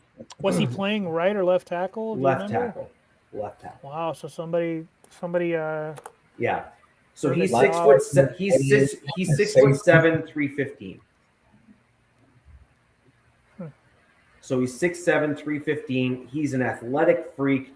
I'm not even saying like the dude is like on a different level when it comes to athleticism. A guy that big. Out of the draft 2 years ago, I thought he was, his speed and agility and the drills. I was like, man, for his size, this dude's gonna be a freak. He is a freak. The problem is that he keeps on regressing from a technique perspective. He's super raw. He came out super raw. He progressed really well under the coaching staff. Do we know where he came from? What school off the top of your head? No. Rebel? I don't know, unfortunately. I mean, I could look it up. I was just like, Rebel threw out some of his. No, why I want to say Virginia, but I don't think they threw it. University of Wyoming. Wyoming, that's it. I knew it was one of those. Cowboys, Wyoming. Right? Wyoming. Yeah. So isn't that where Josh Allen went? Yeah. Okay. The reason why I'm kind of centering out Frank Crum is just because he was the guy that all these Broncos analysts and podcasters and all this stuff were like, he's for sure making the Broncos 53-man roster and blah, blah, blah, blah, blah. And it's like, well, okay, but why? But why? Honestly, why? Like, why would he be the lock to make the 53-man roster? He was kept on the roster before. But at the end of the day, the Broncos paid an absolute premium for Tyler Miller, who plays the exact same position. And, oh, by the way, is both taller and bigger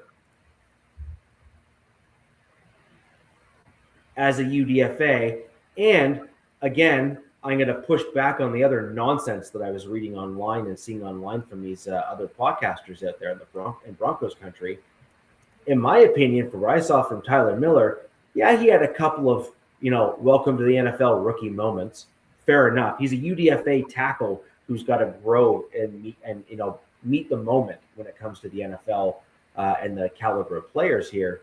But he had some incredible plays that were legit, like where you saw him just take a dude and say, I'm going to throw you as close to your end zone as I could possibly find. And he just blew guys up. And that's what you want from a UDFA tackle. You want a UDFA tackle to show the promise of the physicality, the stuff that cannot be taught.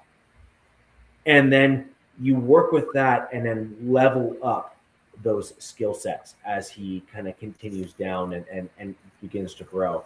So overall, I'll take the clown Crum off the screen there. But does Crum get? I just looked him up. Looks like he gets perms. His hair's no, that's his nat. He always has that. That's been his deal. Like that's. And his I thing. see his new nickname, Frank the Tank. Yeah, it's a great nickname, dude. You better be able to live up to it, buddy. But couple things to make note of. We had some special team issues. We had a blocked field goal. We had a poor snap from the backup long snapper. We had just some some just real issues on special teams and backups, like overall on the line and everything like that. I would like to see guys like Tyler Miller and other guys that actually elevated their play that are in the deeper part of the offensive line, like with the third team. I'd like to see them, again, Rebel, just like we spoke about with Mendoza, give them their shot to start playing against better level talent in the preseason and get a better understanding of what you have on your roster. Like, I will kind of give my team the flowers here. We have a very good roster right now, like a very, very good roster. But the only way that rosters get better and remain a top, like an upper echelon team is you need to develop these young players that are on rookie contracts to offset the mega deals that you have to pay the superstars on your team. Bo Nix is coming due for a big contract. You have some big contracts on the defensive side. You have a cornerback that you're going to have to pay, whether it be Riley Moss or Jaquan McMillan. And we're going to need to find some offsetting talent on the offensive and even defensive side of the ball to bolster some of these positions. The Fresh that was brought up by D-Rock as an example, he was legit as Who a is he? gunner. What is he? A tight end, wide receiver? Yeah, he is a corner. Oh, If I'm not mistaken, and he played real well. So we had Fresh and Butler come over from the UFL. I believe Fresh is the guy from the UFL, if I'm not mistaken, and he killed it. Both of them, like Butler did not have a good game, but Fresh really leveled himself up and showed that he belongs in a conversation. I do also want to give massive props to one other player that was a UDFA. And then one other guy, I just want to make sure get some credit for the game as well. A wide receiver with the last name Manjack, which is just a legit last name, like just, good for you. And by the way, his last name is Manjack the Fourth. So he's like one of four with the same name, which is amazing in and of itself. So that's spectacular. I think he kind of elevated his name up the depth chart from being like second to last or last. And he's probably moved himself right up in some like legit playing time to get some real looks for my Denver Broncos. I mean, I don't see many opportunities for a lot of these guys making your 53, but definitely practice squad guys that could be brought up in case something happens, right? Okay, so here's my other thing. All right, cool. You're paying one of the cornerbacks because you want to continue to field an elite defense because you got Bo Nix there. Bo Nix and the offensive play caller that we have between Sean Payton and Davis Webb, we've proven that we can field a spectacular defense or offense rather, or at least a serviceable one without needing to pay an arm and a leg aside from having a solid offensive line. Now, if that's our approach to things, and Sean Payton has shown that over the years he does not necessarily like paying wide receivers like truckloads of money, that's kind of just not his MO, I would see us pulling what we've done with Devon Vele last year with another guy this year, or maybe another two guys this year. Yeah. Okay, cool. Well, let's say show them off and then show them off and send them off. Right? Yeah, exactly. Yeah. And so, like, that to me is the better approach. That to me makes the most sense. Is that we're not going to be able to pay these guys in like the $5 to $7 or $5 to $10 million range for the most part. So if you can't pay the guys, why not show them off and then trade them off? And so that's why I think that a lot of Broncos fanalists and even just analysts that are out there that are getting paid by these big networks, I think they're kind of overlooking the current cap situation. So we have the sports side of it, we have the entertainment side of it, but then we have the business side of it. Right. And I think that a lot of these guys, when they make these comments, are completely overlooking the business side of it. Like they just ignore it. They're like, what do you mean business? It's like, you're in a salary cap league, my man. You got to like use some common sense. And by when I mean sense, I mean like dollars and cents. Like you can't keep everybody. So anyways, that's my Denver Broncos take here. I got to show off my my clown crumb, and I do honestly think that the Broncos are going to be pulling what you're going to be doing, Rebel, and Diza, I think you're going to see some stuff on your side as well. I think you're going to see some shifting of like third line to play with the second. You're going to see some shifting of fourth line moving to the thirds, and then some third line moving to the fourths, for example. And I think we're going to see a bit of an ebb and flow in this upcoming preseason game, because at the end of the day, this is where our teams, all of our teams, not just mine, not just Rebels, not just yours, or not even the Chiefs, this is where your true value comes out, where you get those UDFAs and late round draft picks like Red Murdoch, Mr. Irrelevant, who, by the way, was like amazing in that game. Yeah. This is where those true value guys start to show out and make the roster, if we're being honest. Yeah, Red's a monster. I had that kid in my top. I don't know how I had my top 15. He went UDFA, or last pick, right? Mr. Irrelevant. Mr. Irrelevant. Yeah. There's always reasons why these guys fall, but we're not usually privy to it. It's usually medical, some personal stuff, because we know these NFL teams do their due diligence and looking into these guys. Some of the crazy stuff that they ask these players is, in the combine process. Yeah. So, Rebel, your highlights on your Raiders preseason game. We kind of touched on it a little bit with some of your comments earlier on Cousins versus Mendoza. What are just some other kind of dusting highlights in there, and we can start winding things down without having to say Mike Washington. Dude, I'll say Mike Washington. That dude killed it. I think I'm done then. I felt like, there's a couple positives. Kirk Cousins was 4 for 5 with 50 yards, came down, scored on the opening drive. I thought that was, a positive, but then we turned around and let them come down and score right on us, and then continue to score every time they touch the ball. So, there's some positives. Mendoza's, looking a little bit better. Got the coaching to where they're asking the question, do we need to get this kid more snaps, which I think says a lot, for maybe they're not so stuck in their ways of sitting the kid for, the whole entire season like some people think because of Tom Brady. So there are some positives. The offensive looks, a little bit better. But for me, I just want to, this game against the Houstons and their defense, whether they play their starters or not, I just want to see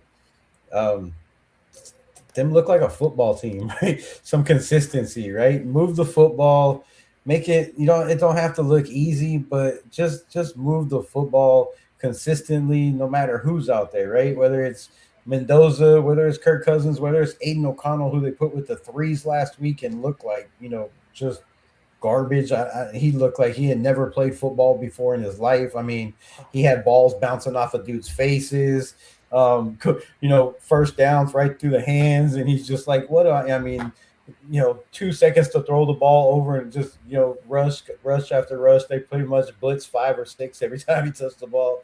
So just more consistency from the offensive line as a whole, a little bit more toughness out there. And then the penalties, you got to clean up the penalties and defense. I know Rob Leonard, it's his first year, hasn't really coached his team. So your team usually takes the identity of your head coach, and I don't really think he knows his identity yet. So it's going to take a little bit of time, to develop that and get these people to get the team to buy in. But Quay Walker looks good out there. Just been a monster and a menace, whether it's practice. Yeah, he had some plays. Yeah, he's his instincts to the ball are going to be special. But it doesn't matter if everybody's not doing their 111. You can't be the only one doing your 111, right? So he can't be the only guy out there. I think they'll look. I know they'll look like a lot different defense with Max Crosby out there. I mean, that's needless to say, right? So, it's a tough task coming up this week. But last week, you got to clean up the mistakes. You got to find other receivers. I haven't heard anything from Trey Tucker. Where is Trey Tucker? Like, somebody find Trey Tucker. Can we get a Trey Tucker sighting? Throw the kid the ball. You got the fastest kid on the team, not As a touching the Trey Tucker football. fan, don't wrap him in bubble wrap and just open him up in week 1. Yeah, just Mr. Irrelevant out there. So, yeah, that's what I want to see. I want to see more consistency. I want to see better spacing from the offense on the twos and threes. The offensive calls from Kubiak to me just didn't look like Kubiak. Now I know it's preseason and you're not trying to show, you're not trying to show cards, but when you got receivers running into each other at the line of scrimmage, you're running cross routes and they're both running. The play's over. It's done. Right? Right. You got one other receiver that's going out for the ball. The other two just got tied up. The play's done. So you can't have that. You can't have receivers in the same spot running, running the same routes from different sides, ending up in the same spot. So just a lot of things need to be cleaned up. So I want to see, a little bit better, more consistent play on both sides of the ball, especially defense. You need somebody to step up on that defensive line and show that they can stop the run, or at least give them some kind of trouble, or slow them down so the back end can at least get there.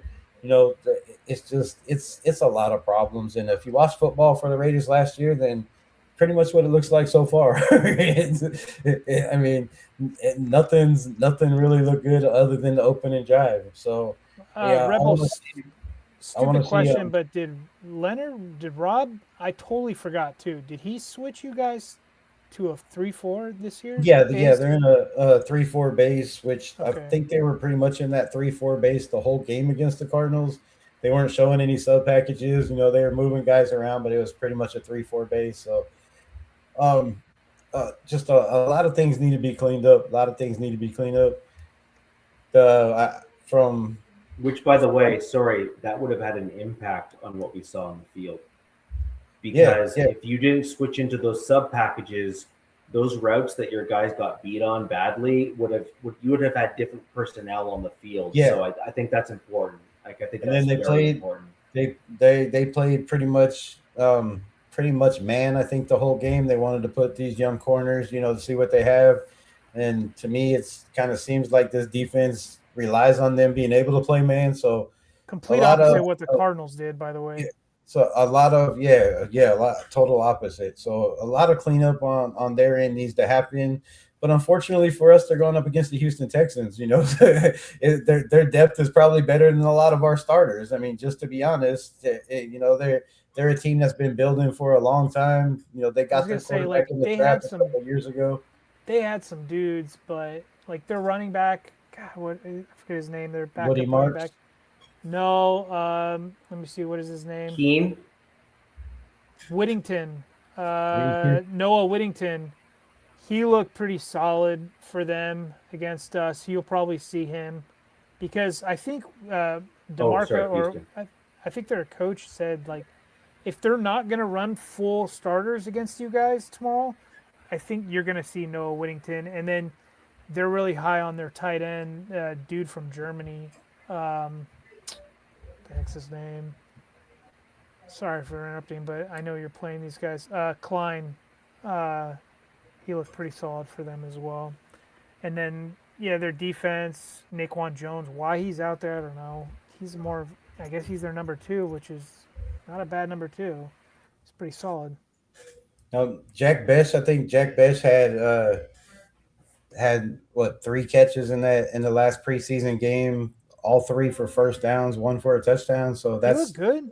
That's positive to see, him getting separation, but somebody else has to step up. It can't just be, him and Brock, or you got to get more out of the wide receiver group, especially going against this defense. And, if Houston doesn't play their starters and they don't score more than 14 points in this game, bro, it's going to be hard. It's going to be hard this season again.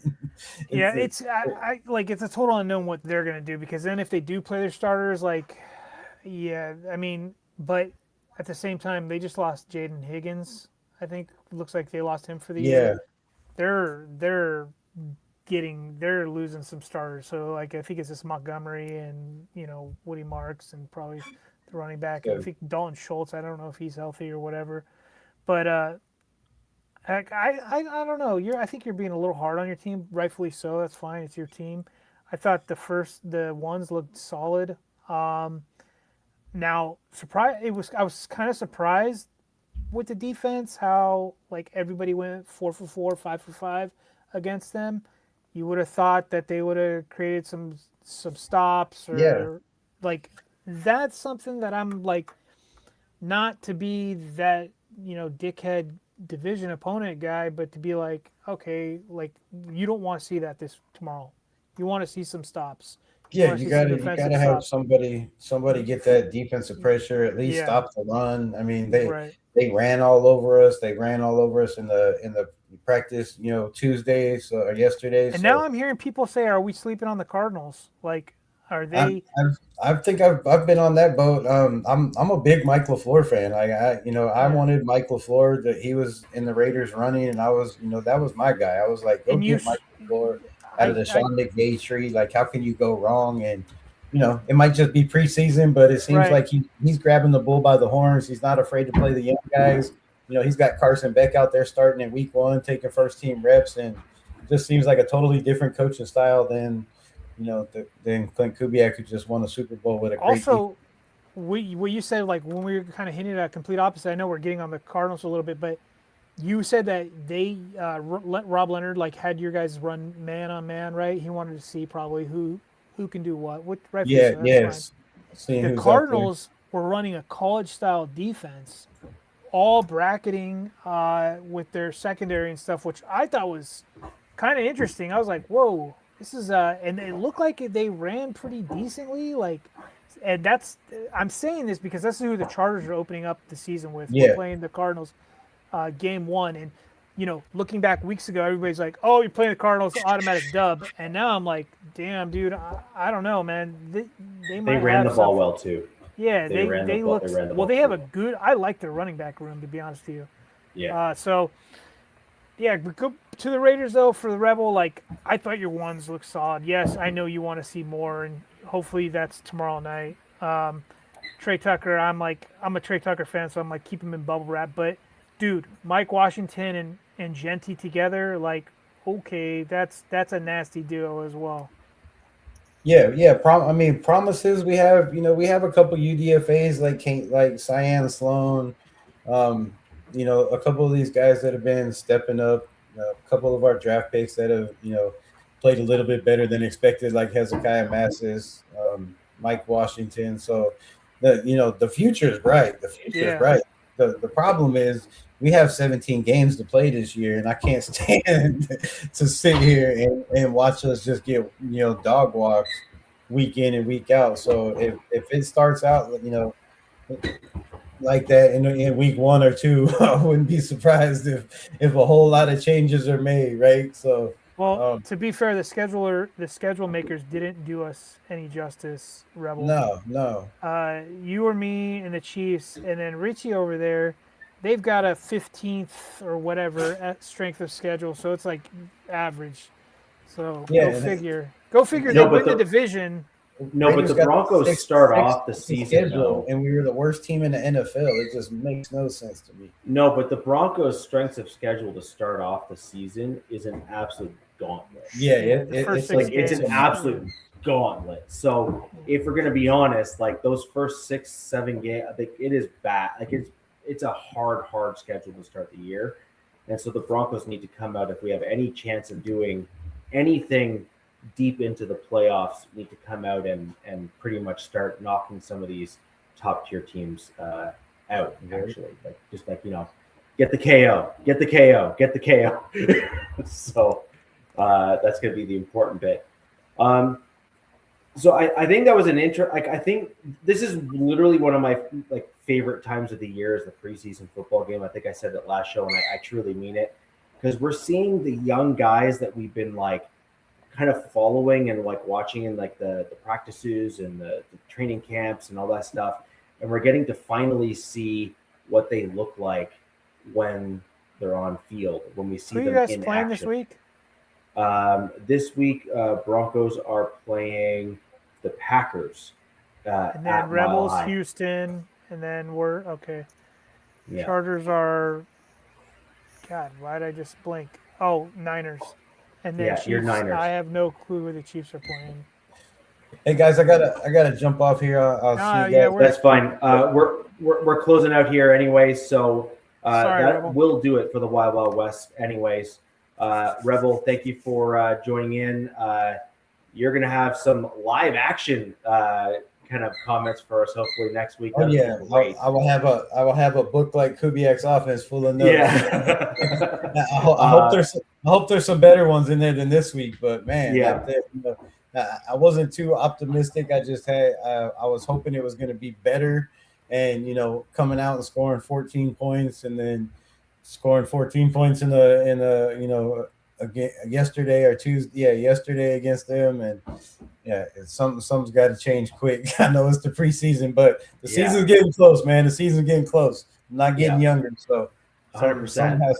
Something has to flip. Just real quick on some housekeeping stuff here. We are a collaboration of a bunch of channels here. Down below in the description, we have all of our channels listed there. You can go to each and every one of them, depending on, no matter actually which fan you are, Raiders, Chargers, Broncos, or Chiefs. Go down into those channels down below, click on each and every one of them, and click that subscribe button. It helps each of the channels grow, and then helps the algorithm then expand out and reach more football fans, just like the group of us that are here now and have been all show. Also, what will also help everybody involved here, and these are all free and very easy things you can do, there is a thumbs up button that looks kind of like my hand right here at the bottom of each and every video. Click that on each and every one of those channels as well. Again, it helps broaden the reach of the show to get additional folks in here. Again, just like the group of us here that have been here all show. And that's going to do it for the Wild Wild West today on a Wednesday, just ahead of the second preseason game of 2026. We will be back with you guys next week to review the second preseason game, where I hope we all show some progress and start seeing some things that we are more than interested in. So, ladies and gentlemen, where the West Side is the best side. Peace!